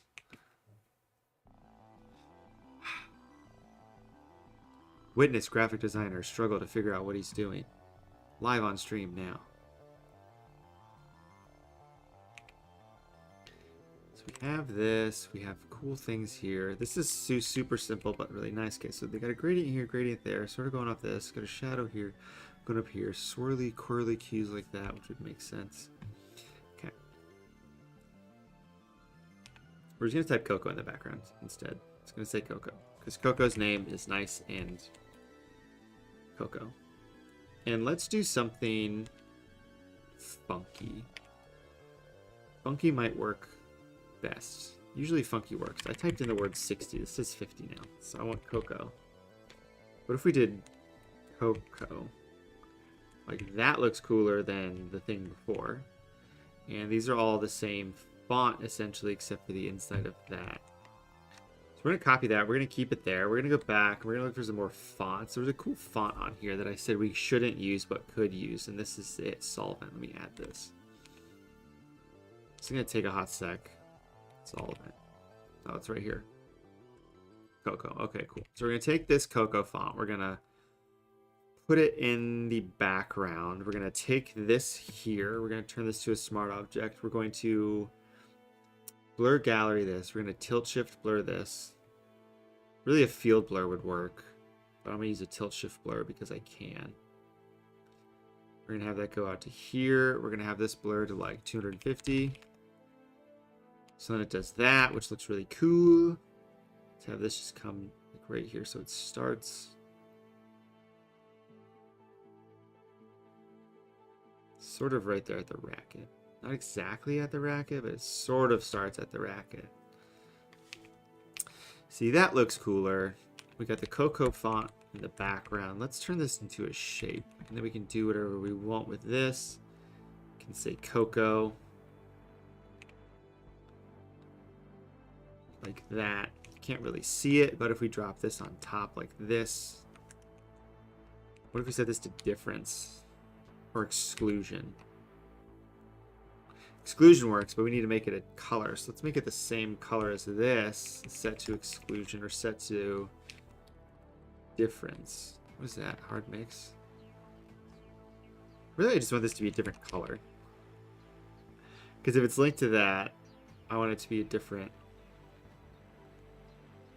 color. And what would make sense for this? I would want it to be this, but opposite. So I want it to be orange. But I want it to be more orange than that. I want it to be like a deep orange. I don't think I want this to be... What color orange is this? I like this color. Should use the Bears orange color. Which is... It's not CB.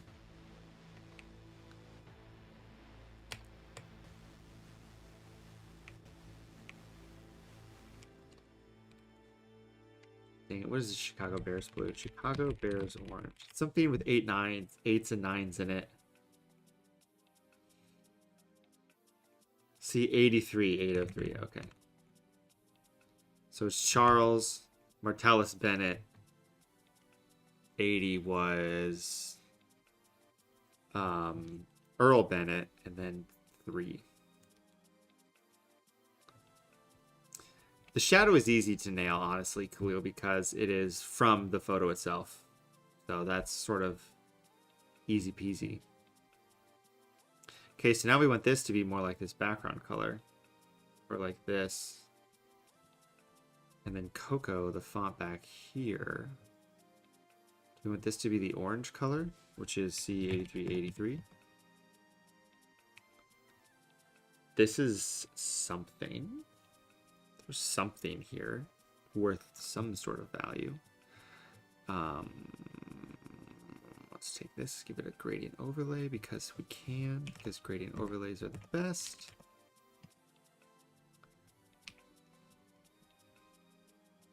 I just really want to change this color to be something more reminiscent of what she's wearing. Would mean I need to change the background color to be more like that. And that means I need to change the foreground color to be not that as well. Let me just grab a color from here.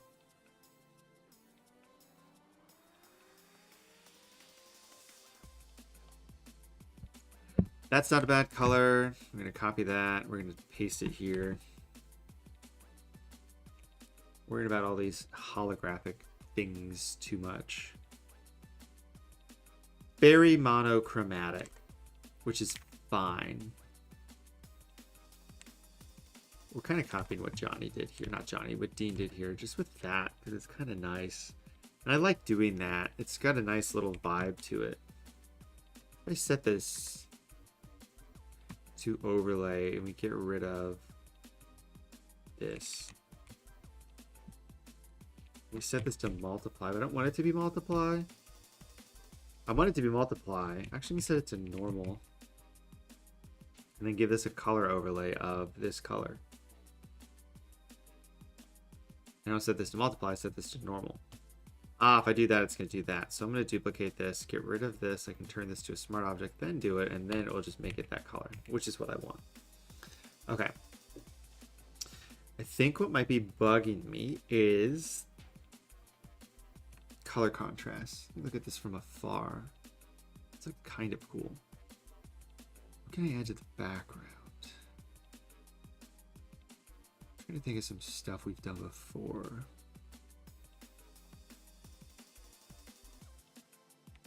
Because nothing on this right now screams like, oh, this is super cool. Let's grab some. I'll get rid of this text. What does this do?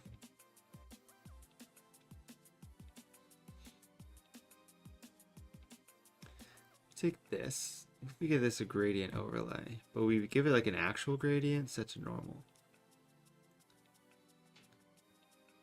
And then we go in here and we find something crazy. Like this. This is sort of what that other design did. Just looks cool.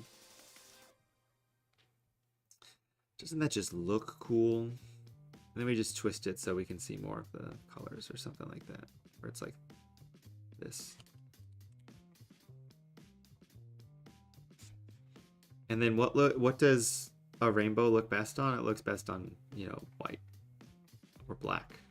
See, this looks cool though. What if we did black?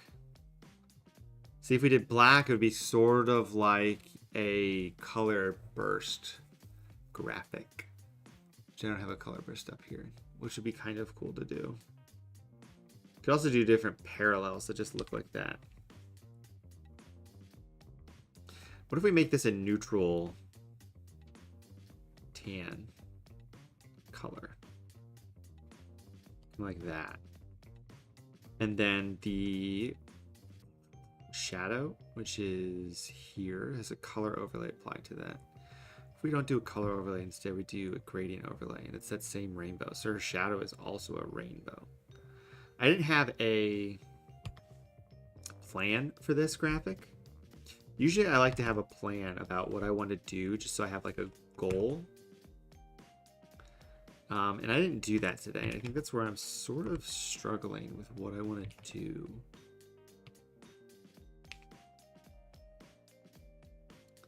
But this is cool. I want to edit this photo just a little bit. I never like brightened her eyes up. I want to do that just a teeny bit. So we're going to brighten her eyes up just a little bit here. That's way too much because that's a master. That's not what I want. go yellows, down, up, click, click, click, click, click, click, click. Go here, go here, go here, go here. And our eyes are already kind of jacked up in this image just because of the quality of the image, but you know, what are we gonna do? This is gonna do almost nothing. And I'm gonna set this to like 50%. I'm gonna set this to 0. Now I kind of want that there. Okay, let's do what I wanted to do before. I did this before somewhat. I don't know the best way of doing this actually. Might be this. Just making like a rainbow graphic of Coco Gauff. I don't know if I necessarily have a style, but it's usually very, very colorful from what I've noticed. If you look at my Instagram page, like I'd be curious what you guys think my style is. Usually it's heavily saturated, good composition. Chicago Bears, Obi Toppin. Pretty much the style. But I want to know what you guys think. Style, when you think of Bradley Jack design, what style do you think of? Now here's the thing. Is this her? Oh yes, this is her arm. I'm like, is this where her arm is and it goes to here? Or what? I'm just gonna go like this because we can always fix it. And you know what? Actually, I think this goes like this, and then that is her back. It cuts down like this, and then comes back up around, sort of like a nice strap in the back. And we can go like this.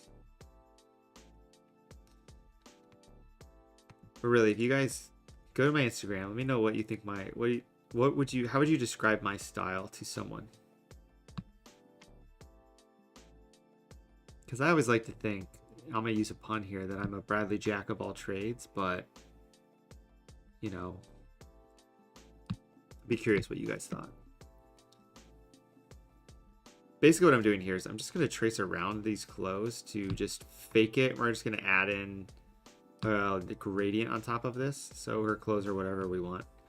And they have no sort of distinct shape or shadow to them. And it should look kind of cool. So I need to get rid of this fill because I can't see what I'm doing now. So your leg stops here. So go to here, then this would climb up here. And this might look really weird, but I want to see what this looks like. Because like we said earlier, weird is good. We celebrate weird on this YouTube channel. Would I hit enter somewhere? I certainly did. This is why I hate the pen tool. See? Gotta retrace over all this crap now too, essentially. I think I can just do this. Turn this back on and just connect this somewhere. So it does that. Skirt around it. So then we go like that, and then we go like this, and we group these together, and then go like that. So then she's in white. The background is not in white. The background is in rainbow colored, but we do that to everything.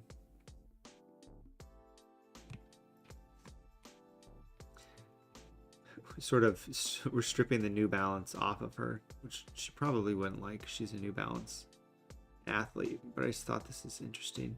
I don't want to, it's sort of stripping the style away too, which is kind of not great, but it is what it is. Just trying some stuff out. I did this on an Obi Toppin graphic and it looks kind of cool. So just want to see what we can do here because we can always change these colors. We might add that same gradient to it.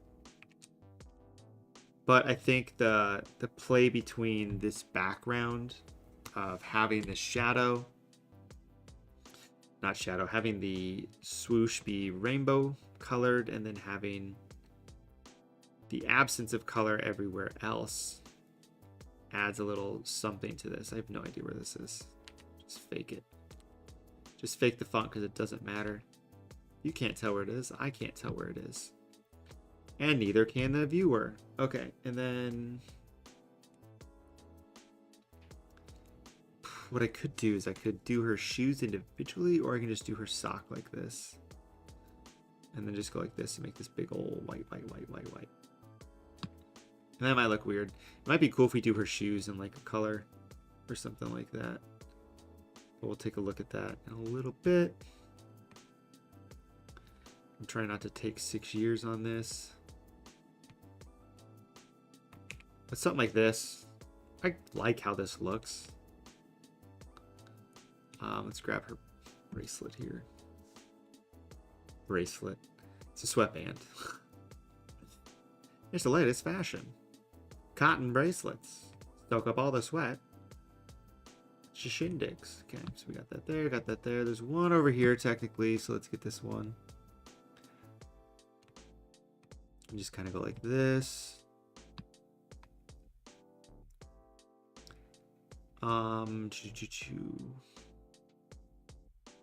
Let's go down here. Set the fill. If I set the fill to 0, does it break this? No, it shouldn't. Right. So I was confused why. I must have hit enter or double clicked on accident to commit to the pen tool. Which is why I don't like using the pen tool to cut things out, because it's really finicky and sucks. Because we do not like it.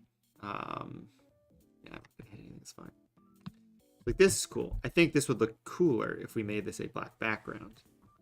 So this is something now. Now we have something interesting, at least. Do we make her racket black and white? I think we do. I'm not trying to whitewash what she has here. I just think this looks cool. I'm just going to paint. Just gonna paint white in here. It's gonna be masketed anyway. So just gonna paint. It's gonna do the exact same thing. It's just not gonna be as easy to manipulate or change. But, you know, we can say on this sort of the messaging behind this is Coco is not defined by any brand. She is Coco. See, now if we add this text back to the background, what can we do? I think this looks sweet. Okay, what does she want to swat? She's swatting this. Make the ball white as well. See, this would be a cool sports card now. So it's really reminiscent of a color blast, black color blast, like this. And these cards are really lame, kind of. Like here. Here's this big sandburst texture. And we just put a photo in front of it and put it on black. This is cooler. All right, so we have this. I like that Coco text we had before. Did I save that? This Coco text. We just change this to be white.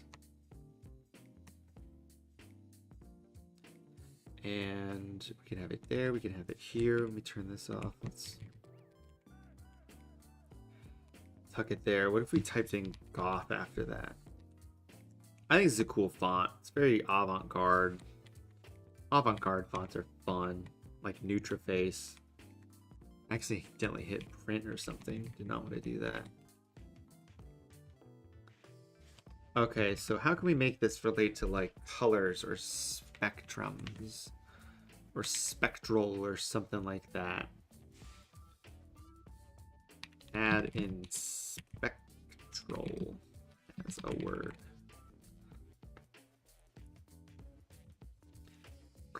Without Coco. Without Coco. Tennis related. Let's see if it gets what I'm talking about. Spectral spin. Spectral spin. Spectral slam. Spectral strike is a very good word for a sports card. I like the word spectral strike a lot. What we're gonna do is we're gonna put it this way. So it reads horizontally. We're gonna put it in the back like this. It's gonna say spectral strike. Just gotta figure out which one of these guys we want to use. We want to use this one. I want to use this one, I think, but I want to make it smaller. I'm gonna tighten it up a little bit so it's more like this. Spectral Strike. Let me make it small. Because it's not important, but we're going to put it right there.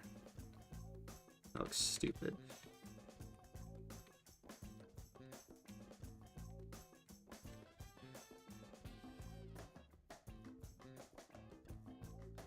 You go back. Spectral Strike. I like that.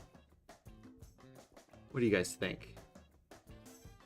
You guys have any opinions on this?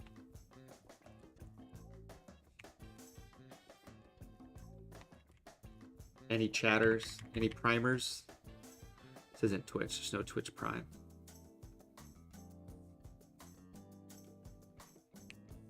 I like how this fades behind it. I think it's kind of cool. This tennis ball we're just gonna get rid of. We're just gonna mask out that whole thing because I don't think we need it.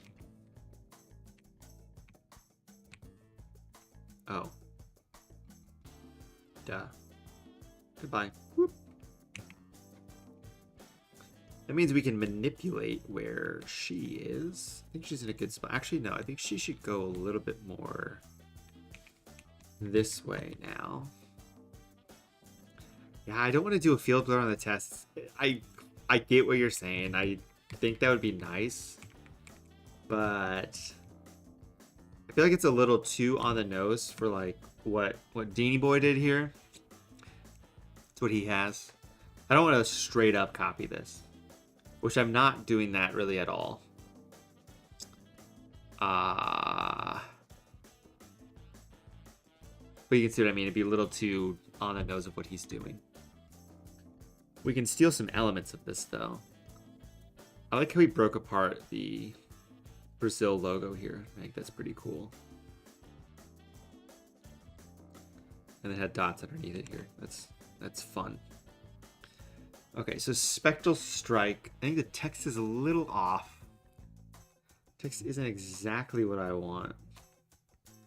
We get on here and we type in Coco Goth or Coco Goth. Make this teeny tiny. Is that still too big? Dang, this font's huge. 6? There we go. Yeah, this is just a really small font. It's just really thin. Did I do 12? I did 15. This I would want here at the very end. The very least, to say Coco Goth. Spectral Strike. Spectral Strike. Spectral Striker. What did I do? Okay. It's like, did I delete that? No, I didn't.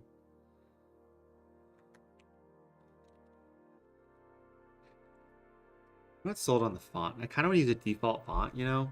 Like I can go in here and give me thick, wide fonts that are sans serifs. It's gonna be like, oh, here you go. Here's Dharma Gothic.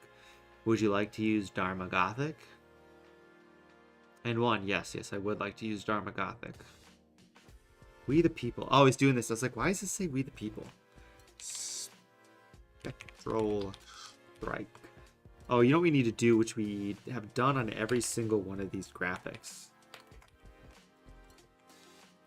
is add pixels, a mosaic pixel somewhere. Amplitude's not bad. I really want it to be super skinny. How is this a sans serif font? It's not a sans serif font. I mean, it kind of is. I don't really want a lot of contrast either. Yeah, so like, is this the same font? No. Venue's nice. Venus Sans is nice. I just want to use like, this is kind of nice. Field Gothic. We're just going to use Field Gothic because it's really nice. Field Gothic. Extra bold. 0. Look at that. That's a font for a, that's a sports font right there. I mean, look at that. There's a quality sports font. I think I have to make it this. Make it extra bold. I think I just need to bump this up a little bit. Oh god. 5? How about let's do 8? My wife's favorite number, 8. There. We'll boost this up a little bit, like that.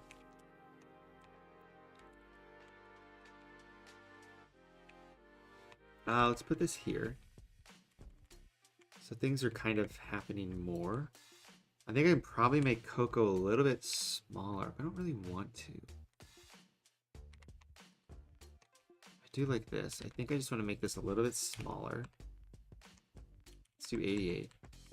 And then bump this up to be 18. So it fits right there. So you can kind of read that it says spectral. Maybe the rainbow could trail off into pixels. Yeah. I might do that. I don't know if I like the blur on it. So like if I convert this to a smart object, I duplicated it. Actually, kind of like that. So we're gonna combine these together. So we have 2 of them now. Let's mosaic this. Mosaic. 15.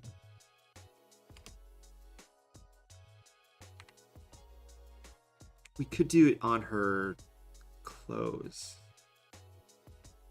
Could take this and then filter mosaic. It's gonna screw up some things though and look really weird. The mosaic doesn't look terrible on this.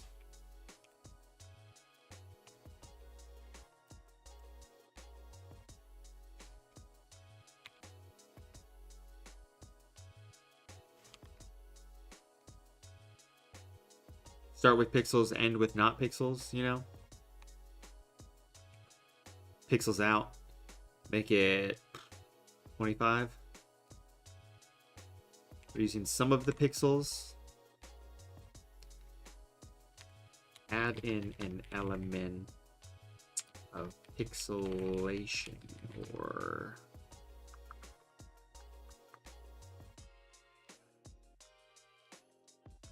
What are they called?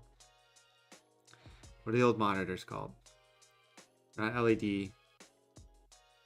Big fat monitors. Can't think of what it's called. Old school. What are they called? It's just bugging me. I can't think of what it is. CRT. Thank you. Yeah, can't think of CRT. CRT monitors. Retro Rally Spectral. Something to do with 8-bit. Oh, let's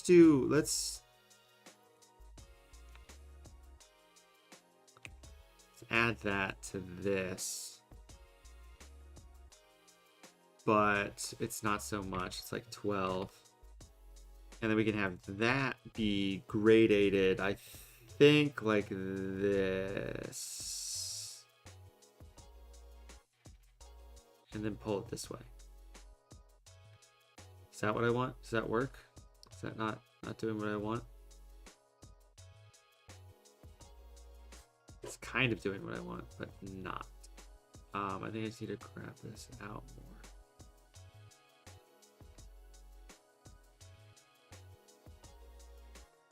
Hide that.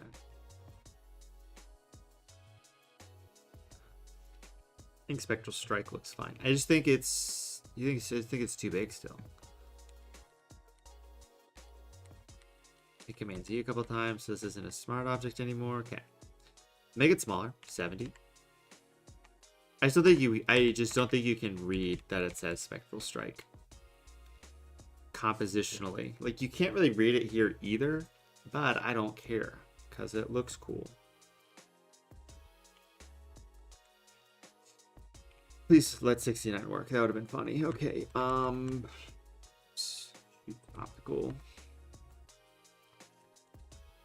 Okay. 69 is too much. 64. Nintendo 64. Okay, we'll take this. We will give this a fill of 0. and a stroke of like 8 or something like that. 8. And then we can put this above some of this stuff, but below some other stuff, so it's on top of that. So it looks better. I know it looks like garbage, because I need to do this and make it like 2 or like 1. And just set it to overlay. So we can kind of see that it says strike here, but it's really subtle. It's really, really subtle. Almost so it doesn't even matter, so why even have it? Okay, we'll get rid of that. Okay, so Coco Gauff's name can go like right here. Right? Probably should line up here. Probably should make like Gauff a little bit bigger or Coco bigger. Usually that's sort of the scenario. Make a name. And what we probably want to do is we want to make it so it doesn't matter where player is. The name is always going to be in the same spot. So it would be like tucked up there. It'd be like tucked up right here. So it overlaps this, but it doesn't matter. Because that's the way this goes. We wanted to say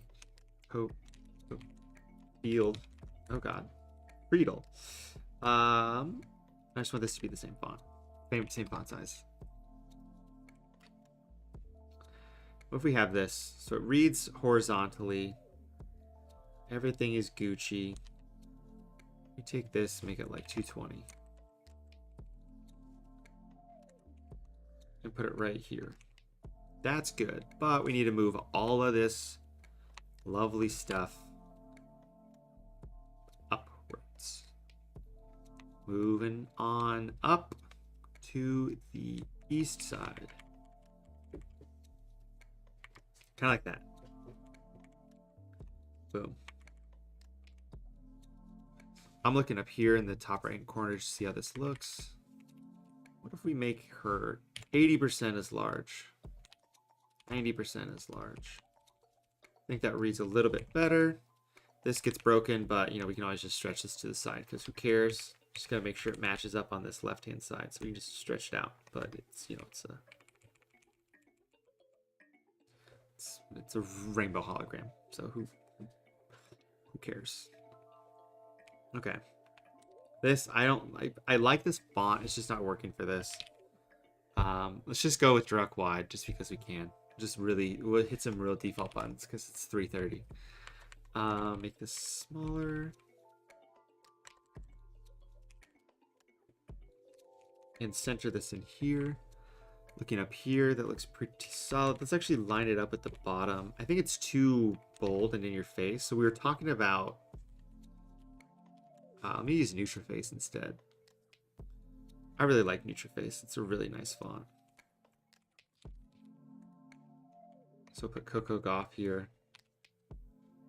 Spectral Strike. This looks cooler. Now this is taking us 2 hours to do. Just this simple card. But we can still add a lot of cool stuff in the next 30 minutes to this.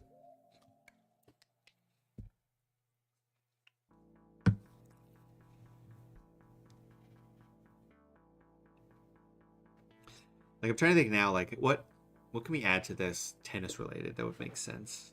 There's always lines we can put in for more line work. Spectral Strike. What does the New Balance logo look like? So she's a New Balance athlete. New Balance. Hello, New Balance official website. Do you have anything cool on your logo like yoink? Oh, can I not? Oh, hold on. Oh, this is going to be a link, isn't it? They're tricky, aren't they? Yeah. So we're going to inspect this element. I'm going to go to sources and we're going to find that logo. Oh, look at this. What is this for? Who knows? Should really steal New Balance's font. Oh, they got this thing locked down. They didn't even have it. They've got their logo like encoded in here. That's fun. New balance. We won't do anything with new balance. It's some lines essentially. Okay, Spectral Strike, Cocoa Coffee. Let's put this into a case and we'll see what we can do. Keeper. Okay, so I'm gonna hit save on this.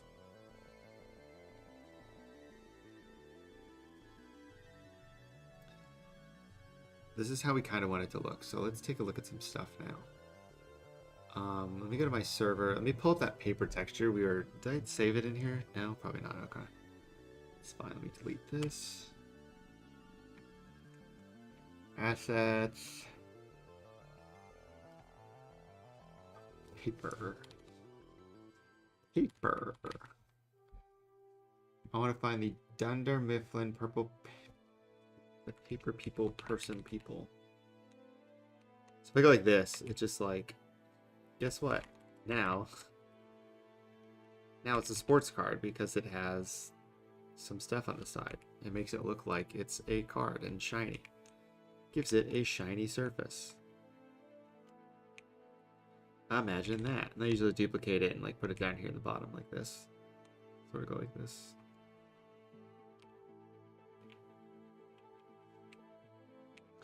And we'll put this up there. Okay, so I'm a freelance graphic designer. So this stuff right now isn't part of my day-to-day job, but I do graphic design full-time in the sports field. I do want to, at some point in time, get into getting some of my own sports cards made. We talked about that a little bit on the stream earlier. A lot of hurdles and stuff to do with that, but this is what I am doing. What are you, where you go to school? I'm actually also teaching a class at my alma mater, which is the University of Dayton, which is fun. Do I like this? I kind of want to frame this in a little bit. Let's put this over here. And put this over here. Okay, your majors in sports management and minors in graphic design. Got it. It looks pretty solid. This makes me want to make Spectral Strike a little bit smaller. We're just going to keep making Spectral Strike smaller. Because I want it to fit with any athlete, theoretically. So, do I want it up here? I think I want it like that. I'm looking up here to figure out how big I want it to be. Yeah, this is balanced down here. Theoretically, it should be like right here up against the top, but then there's not enough gap on the side. So I'm just trying to balance that out with the eye right now. I think that's a... Let me put it right there. That's probably a decent spot. Okay, Spectral Strike, Coco Golf. Pretty good, pretty good, pretty good, pretty good. I think we can add a couple more things to this, but this is pretty solid for a little graphic. Okay, now let's add parallel stuff that we talked about. And I'm trying to think if we want to reverse engineer that in a way. So we have this stroke. So we're going to increase this stroke a little bit. Is this on the outside? Yeah, okay. We're going to make this like 8. Okay, so I'm going to create a layer from this. And we're going to add this parallel to it. And we can change this to be whatever we want. It's actually not going to matter. Right, so actually we're going to make this red.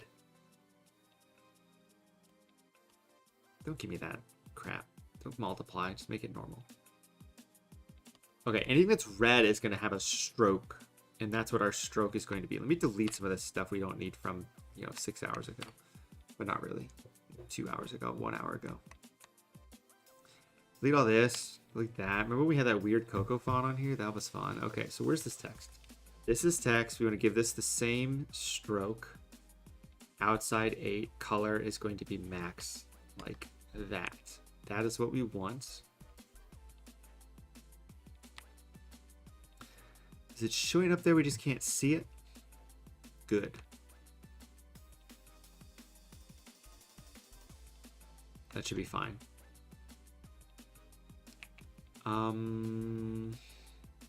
Okay, that's white, that's white.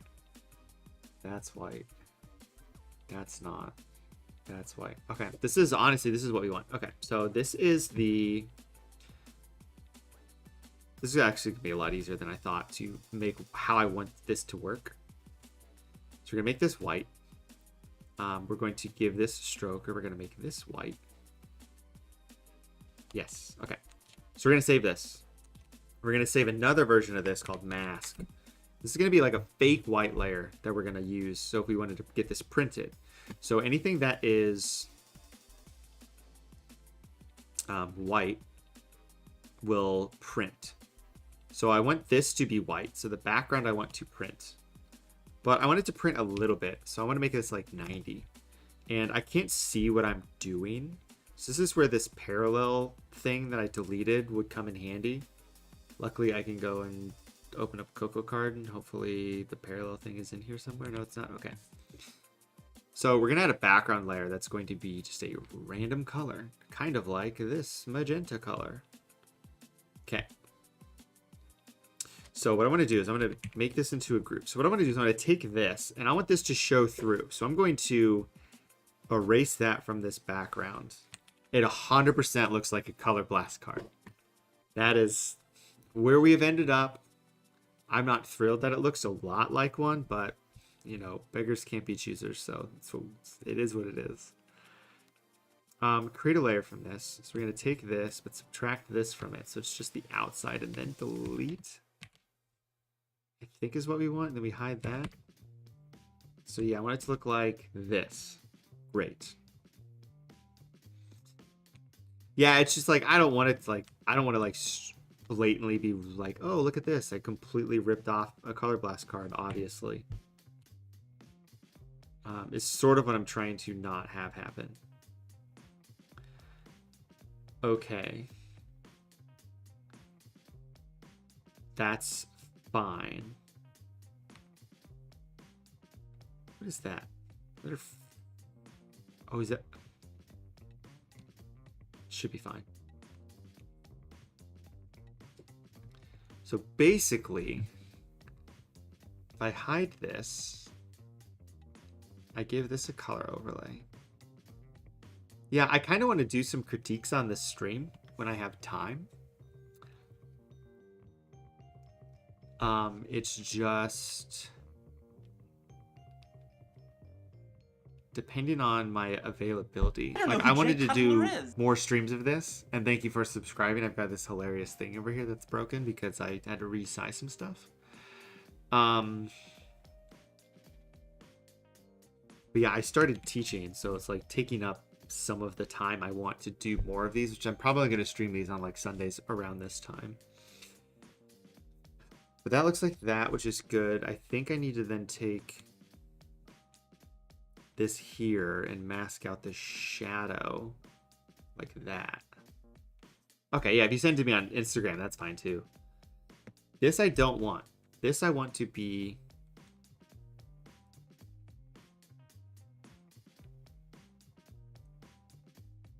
gone. I want this to be deleted from this. So I want it to look like this. So what I'm thinking right now is if I sent this to a printer, anything that's white here would print. Everything else wouldn't. So it would look like this. But I've got these. Oh, these guys can just go away. Everyone's at different spots. I completely get that, Kaiser. It's not a problem. Okay, so then this is the mask. Okay. Get rid of this. We don't need to worry about that. Okay.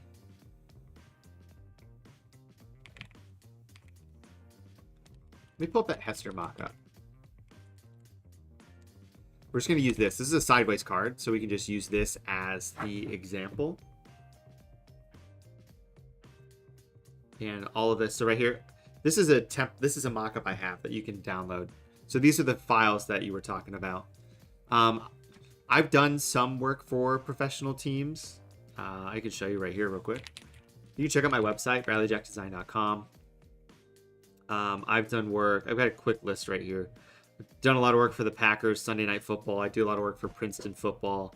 I've done stuff for the Bears, the Padres, Kentucky basketball, TBS, Dayton. I did some stuff for Manchester City a while ago. But yeah, I'm sort of a hired creative. If anybody needs anything done, I can help them out. So this is what we're doing. So I made those two files. So this is what those two files look like. They look like this, which is exactly what we want. It's exactly the same as this Devin Hester card. Just gonna blow this up so it crops out everything but this. Oh, great. I'm gonna drop this in here just because this is gonna give it a bevel and emboss. This is what we're working with. So basically when you print this, you would print a white layer, and then on top of that you would print this layer, which would be set to multiply, and then you can see where it says Spectral Strike, and this holographic is coming through essentially. So this is the card that we sort of have. So you can see on here what might look good, what might not look good. But if I save this and go back here, I'm just gonna make this background black because I think this card, I need to make this teeny bit bigger. Save that, go here, and it'll change here. So this is our Spectral Strike, very simple card we made. I'm going to change this gradient overlay. What if we made it rainbow colored? Does that look stupid? Probably. We probably want to make it like black or something dark. This is Hulu. These are Hulu's colors. Let's make it just dark like that. Just change this to be black though. And then we'll flip it and reverse it. Nah, dude, this is super simple. So this point, like, I don't want to post this because to me it's too simple for what we've been doing. Because I've been doing we've been on here for 2 hours and 15 minutes, and this is all we came up with. Last week we made something crazy in like 3 hours and 45 minutes. We got this here, Spectral Strike, Coco Gauff. Just trying to see what some of these things are. So these are smart objects, so I can always just edit this. So I think what I want to do is I want to give Spectral Strike another stroke. So I give it another stroke. I'm going to give it a stroke on the inside of like 2 that's black. Or like 3. So then you can read it. So if I go back here, save this here, go back here, save here, go back here, you can read Spectral Strike a little bit better. But Spectral Strike, Coco Gauff, kind of fun. Thanks, Kaiser. Is this the bottom color? What is this? Nothing? Okay, that's what I thought. So this is the mock-ups. This is how we can use these mock-ups. But I have these files ready to go. So what I'm going to do is I'm going to open this up. So this is what the card looks like from the front. Or do I want to do this one? How big is this file? This isn't big enough. How big is this file? Okay, this is about the right size. So I need to just make this 2800 by 2000. Just going to crop off that pixels. And then this is saved as a PSD file, Coco card. I'm going to now save this out as a ping file. And then I want to show you how you can use some After Effects mockups I made. So I have available on my website or on my Creative Market these mockups 2.0. So these are mockups I made last year. They're newer mockups to mockup sports cards in. But I added some After Effects ones in there, which I think do an awful lot. So let me just pull these open. So I have these motion templates. It's one file. There's basically 5 different motion templates you can use. Let me just go search for them on my computer. Motion template.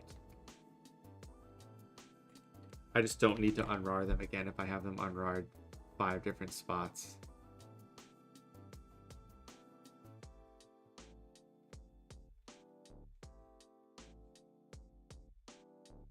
before. Maybe I need to just unrar them again for like the 8th time. 3D mockup animation folder. Okay, hold on. 3D mockup animation folder. Okay. So what you get with part of this, the rainbow part is literally just a gradient.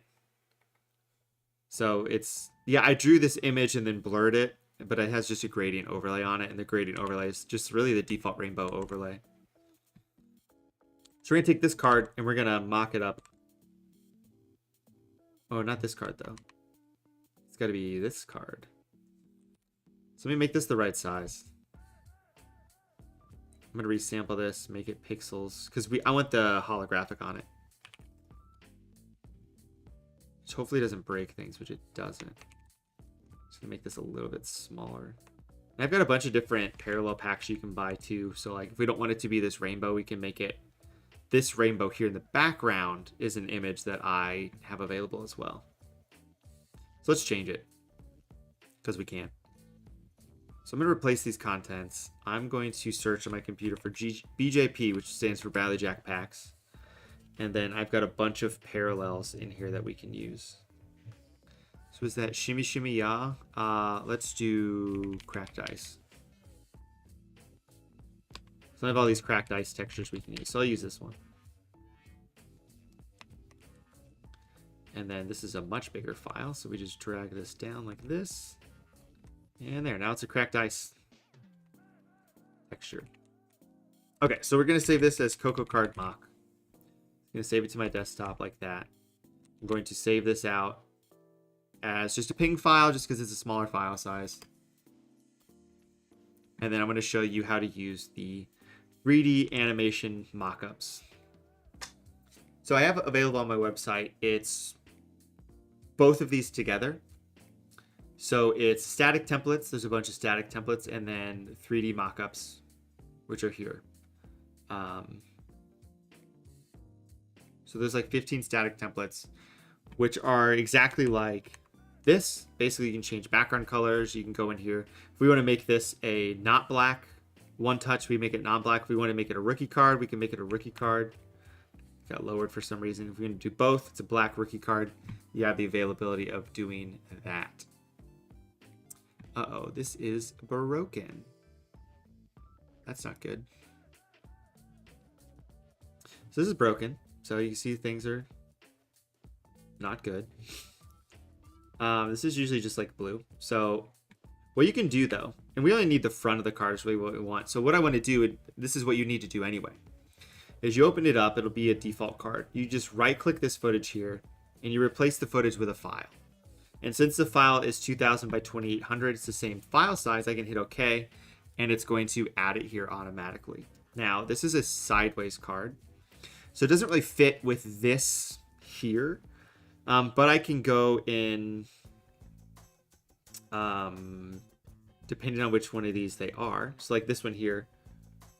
Actually, is that going to work? I don't remember what I would need to do for this. Oh, here's what you should just really do. Is I saved it like this, is basically just rotate the canvas around. So make sure it's horizontal, because this actually works mainly for horizontal cards. So let me just go to image rotation, and we want to move it clockwise. And then we'll save this out again. We'll just do this real quick. So to save this out as a ping file, it doesn't matter what file size it is, it just needs to make sure it's 2000 by 2800 pixels. So this is good to troubleshoot. So now if we go back to After Effects, it should load this back up automatically, but I'm going to right click, replace footage with a file. I'm going to right click, replace footage with a file, grab that mockup, and it's going to fit in there perfectly. So what these are, we have card toss, card come together, card wheel, card bounce back, and card rotate. Now we don't have a back to this. We didn't make a back, so I'm going to use card bounce back or card come together. No, or like card toss. And these are video files that'll export automatically for you. So what you could do is you could always sort of crop this down to be like 1080 by 1080. And then we can always rotate it. But so this one does that. If we do card bounce back, so what it does is it automatically swoops in and sort of swoops out. And you can go down here and you can basically change the layer style. So you can change the color overlay to this. So if you want to change the color, you can add whatever background you want, really. But let's say I want to make it black or like dark gray because it fits a little bit better. We can make it dark gray, and then when you go in here, it'll all fit on there pretty solid. Color wheel might look good actually because color wheel sort of rotates in. So we'll do that. We just want to go to layer styles, go to color overlay, and then I can change the color overlay down here or add whatever background you want and go like that. So then this rotates in and rotates out. So what you can do then is if you have these ready to go, so let's keep this the same, just card toss this at this size. You can go to File, Export, Add to Media Encoder. We'll go to this one, File, Export, Add to Media Encoder, bounce back, File, Export, Add to Media Encoder. And what it'll do is it'll open up Adobe Media Encoder, which is a different file. I'll show you what these do as well, just while we're here. Yeah, you can ask me questions that you're confused about. So this one's a little bit different. This one rotates in, so it's a front and back, which is pretty sweet. We don't have a back, so I'm not going to do that one. And then the card rotate just sort of rotates the card like this. And then card row, there's a floor color and a background color. And this comes out of a card, goes in, comes out of a row of cards, goes in, comes back out. But let me show you this. Once you have Media Encoder set up, you export to Media Encoder. It's going to ask you where you want to export it to. This is just doing it H264. It's putting it in a specific spot. I'm just going to hit enter, but just show you how quick this is too.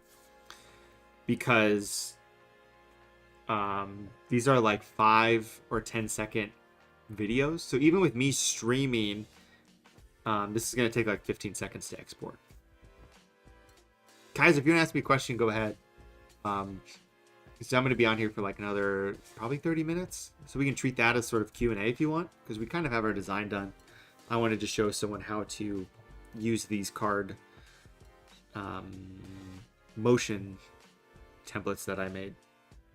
These are all exporting super quick. So if I click here, it's going to show me, this is just where I sort of default saved them to.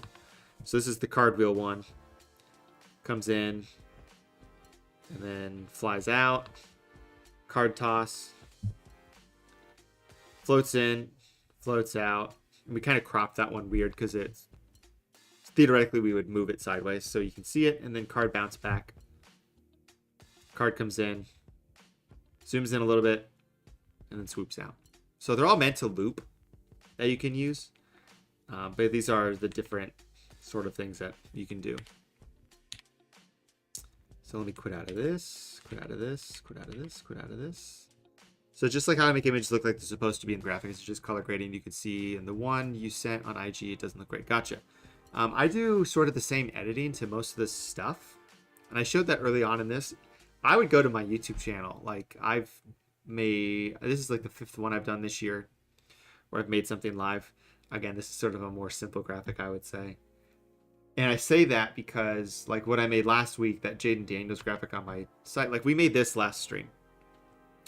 I don't think I did the editing on stream for this one. I did for one of the other ones, but I mean, I show everything I do on that. So it's just knowing how to use sort of Camera Raw to get the most out of your images. The higher quality the image, the better you're going to get. So that's always a thing to be wary of as well. Yeah, I'll look at it. You know what? I can look at it now. Do you care if I look at it now? I can just give you sort of a critique here on stream. Up to you. Okay, so we're all at different spots. Let me see what we got here.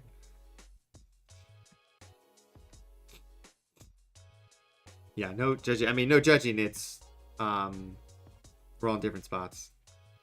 So yeah, this is what you made. So if you're watching this and you want me to critique something you want, you're one of the 7 of you, send me a DM or just link it in chat and I'll critique it for you. So this is what you sent.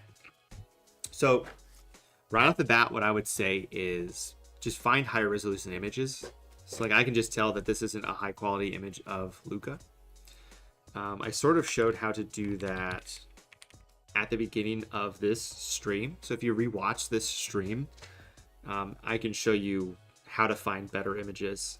One way of doing it is you can always go to these tools under Google and change it. So it's not grainy on your end. I mean, I can just, it's super grainy on here. Yeah, so I don't know if what size you're designing at. Could be that when you uploaded it, it got super pixelated.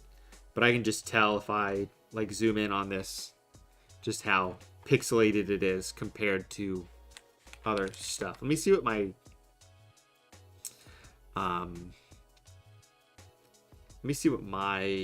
what like this looks like when I zoom in. Yeah, this looks a little bad too on here, to be honest. Like I can tell on here it doesn't look great. I don't know why it's doing that. Let me look at this on my phone. I'm gonna leave this up here, but I'll look at it on my phone because it might look better.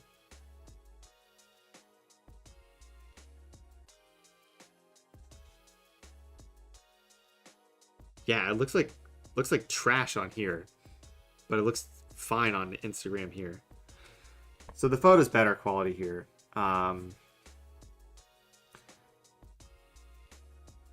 Yeah, it's really hard to tell on here. So like, here's what I would say about this is I don't, you have decent composition here where it says Mavs, Dallas. I would probably put Dallas in front of Mavs because that's how it's going to read. Dallas Mavericks. The image on here looks terrible. I don't know why it's doing that. It's kind of stupid. But like I got it on here and it looks a lot better. What I would do is make sure on your cutout, there's a little bit of a fringe of like darkness behind him. Try and cut that out a little bit more. You can always contract the selection when you have the layer mask made, and cut it down from there. In terms of balancing out Luka with this sort of composition, this down here is kind of weird. Like he's in a parking lot, you know? What I would do is have this image, but then just put something down here that he can naturally stand on. Put natural shadows down so it looks like he's standing on it. And then you can use like exposures and color balances to make things match up a little bit better. I don't know if I have... Let me look at my YouTube channel, because I'm sure there's a lot of videos on there that might be somewhat helpful for some of this stuff. Yeah, Kula, if you want to put a link in chat and I'll critique it. We'll be here for another 20 minutes probably. And we can end the stream doing some critiques. We can probably try and plan that out. Let me go to my YouTube channel real quick.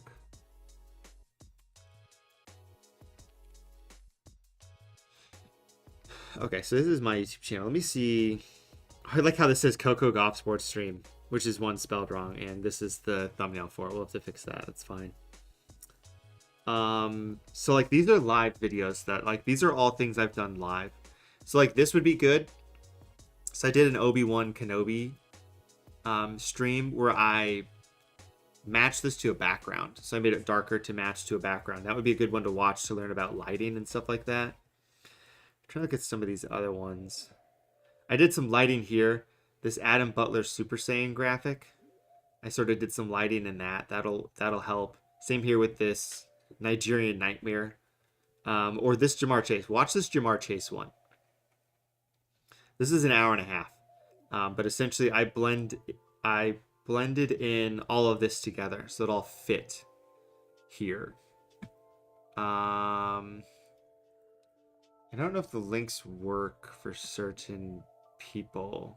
Khalil, send me a DM on Instagram or Twitter, and we can do that. So for this, Kaiser, if you watch this, we start off with just this regular photo of Jamar Chase. but end with it looking like he's standing on this bridge, which is sort of what you're trying to do here. He's sort of standing in front of a city. It's just he needs to blend it with the background and have somewhere more natural to sit, is what I would say. So take a look at some of those. You can sort of breeze through them. And that might help you out. Let me go to my Instagram, go to my Twitter. If Khalil, you're trying to send me something, I can take a look at it. Hey, look. Oh, this is the request from you already. Let me accept that. General.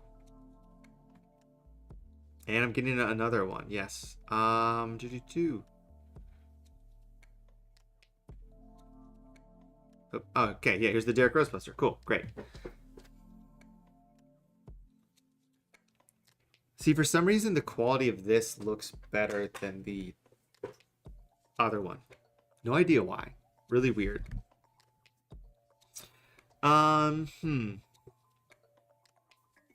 Really, when it comes to creating and critiquing stuff, it's sort of what is the objective you had. I will say, I didn't see this bull at all until I went over here to these and like saw it here. But I think you have a good composition here. What I tend to do, like, I don't like this version as much as like the pink versions or like this black and white version even. When I look at this, I think the composition's pretty decent. The text is okay. The text is here. It's kind of nice. It's kind of more rose facing, which makes sense. Which works well. When I'm designing something, I would probably move Derek over here a little bit more so his face is more unobstructed. It's not really obstructed because you have this here. You just have all this open space here, and it's sort of this bowl. What I would do is I would put Derek like here, so you go here to here. Maybe the bowl stays there, or maybe just center up Derek. I don't have a lot to say. I'd probably dumb down the grain, or on the grain, make it a grain that doesn't have color to it. You can't really tell in the other ones, but you can mainly tell here where it's black and white that the grain has color. But if we go to like this pink one, I think this is fine. I think really what it is so Derek's at this really specific high angle, but these other things you have behind in front of him aren't. So they're kind of like awkwardly placed. Like this right here is like flat on the ground, but Derek is standing at an angle, and then he also has these roses that are behind him kind of, but in front of his jersey. So some of the placement's a little bit odd, but the composition's nice. You got a nice background. You've got sort of this angle. I really like silhouette stuff like this. I think that's good that you have that in there. I would just move Derek over a little bit. I get why you have the bowl there. I don't know. It's just kind of there, but yeah, I mean, it's pretty solid. Just depends on what your intentions were essentially with the design. You know, did you have any sort of goal with it? You know, I don't know, and that's the hard thing about critiquing some stuff is like, I don't know what your intentions were with things. Like this card that we made today is fine. We wanted to make a sports card with Coco Gauff in it.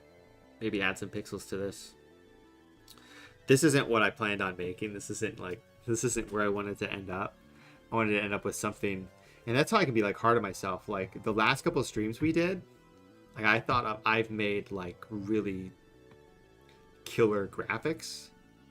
But this was just a way to sort of keep loose.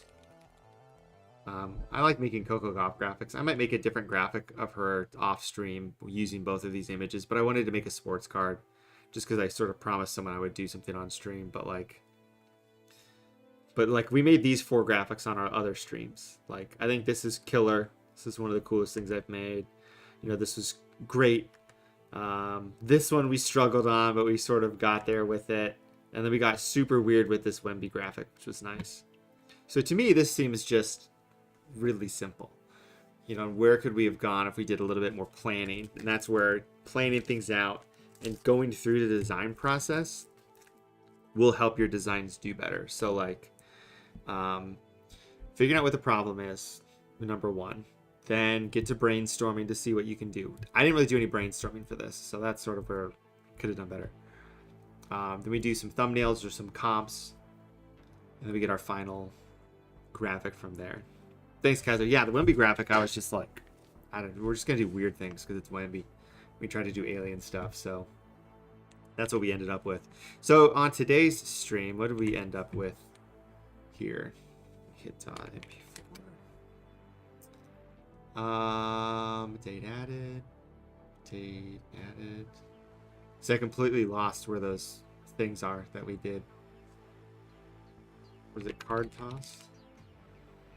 I gotta find these like temp files and where they saved, because I didn't save them anywhere, so they're just in like some random modified file. You can also save these out as GIF files, but let me pull up the Coco card here. Yeah, so like this is where we are. I think I'm gonna get rid of this and get rid of this so we can see some of this top loader a little bit better. And maybe we add another gradient overlay on top of this that is this rainbow color. But then we just sort of cycle through this. Maybe it's just the color. Looks kind of cool. And then change this to like 45 or like negative 45 degrees. So this is Spectral Strike Coco Golf card. Pretty cool to make. Let me Coco mock up. The other I sent, you know, is heavy on the grain, but you think you did okay in the comp. Hurt your feelings. Thanks, Khalil. I spent a ton of time last year getting those made to make them as user-friendly as possible. I had one in... I'll show you a different one I made. That is Photoshop-based.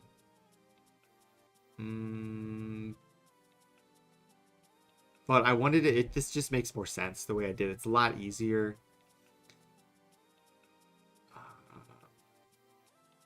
3D1 touch of the 3D video. Yeah, because this is like a 2.5 gigabyte file, this thing I'm opening here. You added something else. You sent me something else. Let me take a look. 2 messages.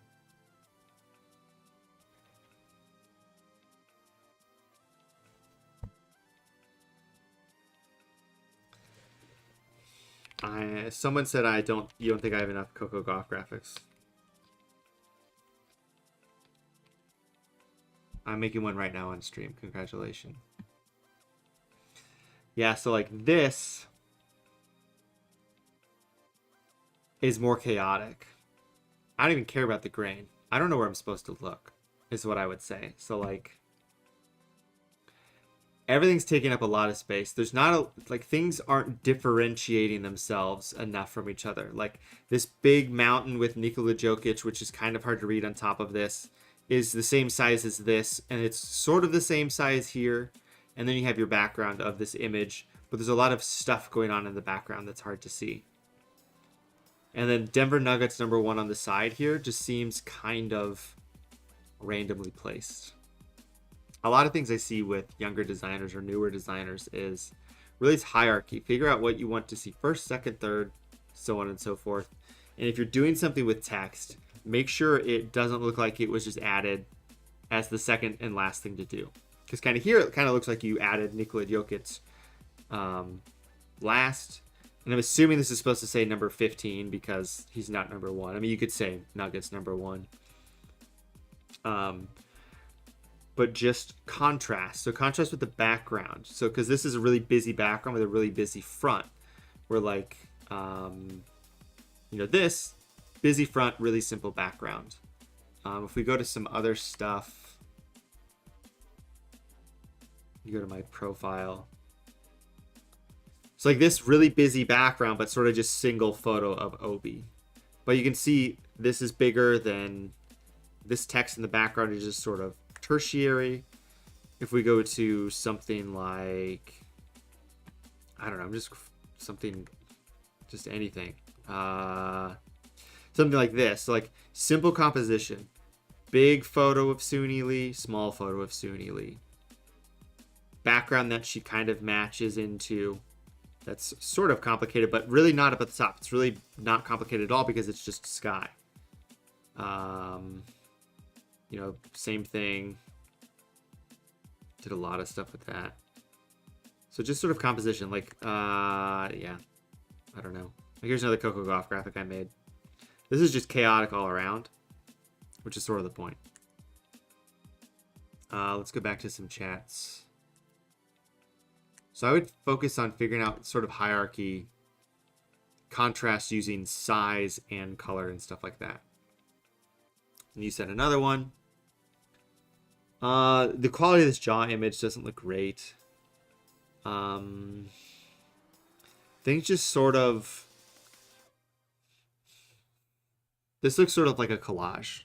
The things aren't gluing together. They're all just sort of pasted next to each other. I like this down here, this nightmare down here. I would figure out how to make it so this blends in a little bit better with the green, which is a little troublesome because you want it to be sort of horror themed. I probably would shy away from the green aspect and maybe do like a dark blue, just because green and red are, I mean, it was Christmas, sort of. I want to say it's too Christmassy. You made this on the 28th, though, 3 days after Christmas, so it's like, whatever. This down here at the bottom, I like this down at the bottom. The spider in the shoe fits nice. It's just sort of these elements up here. And really what it is they all command the same, they all blend together as one object. So like this blends together as one object, which is good. It separates itself from here, which is why this works so nicely. But I think if you make the shoes smaller or give this more breathing room on the sides, it might read a little bit better. And then like, why do you have this random lantern? The cat makes sense for Nightmare, but I don't know about the lantern. Like, let me show you. I made a Halloween graphic. This isn't going to be a direct one-to-one correlation. But like you see here, size contrast. Like if you have the shoes down here small and then have him up top that's big, and contrast between the objects. Play around and see like what would happen if you made the shoes 50% smaller so they're more isolated down here. You can have probably some lighting effects that blend in on it. And then maybe not so much stuff on the side. I don't think you need this lantern or this cat. Just have Joss screaming with sort of the zombie stuff on his face. And then that might allow you to move these things down a little bit. Maybe these shadows play a little bit more obviously on these shoes here so you can see it a little bit better. Just a couple things to figure out.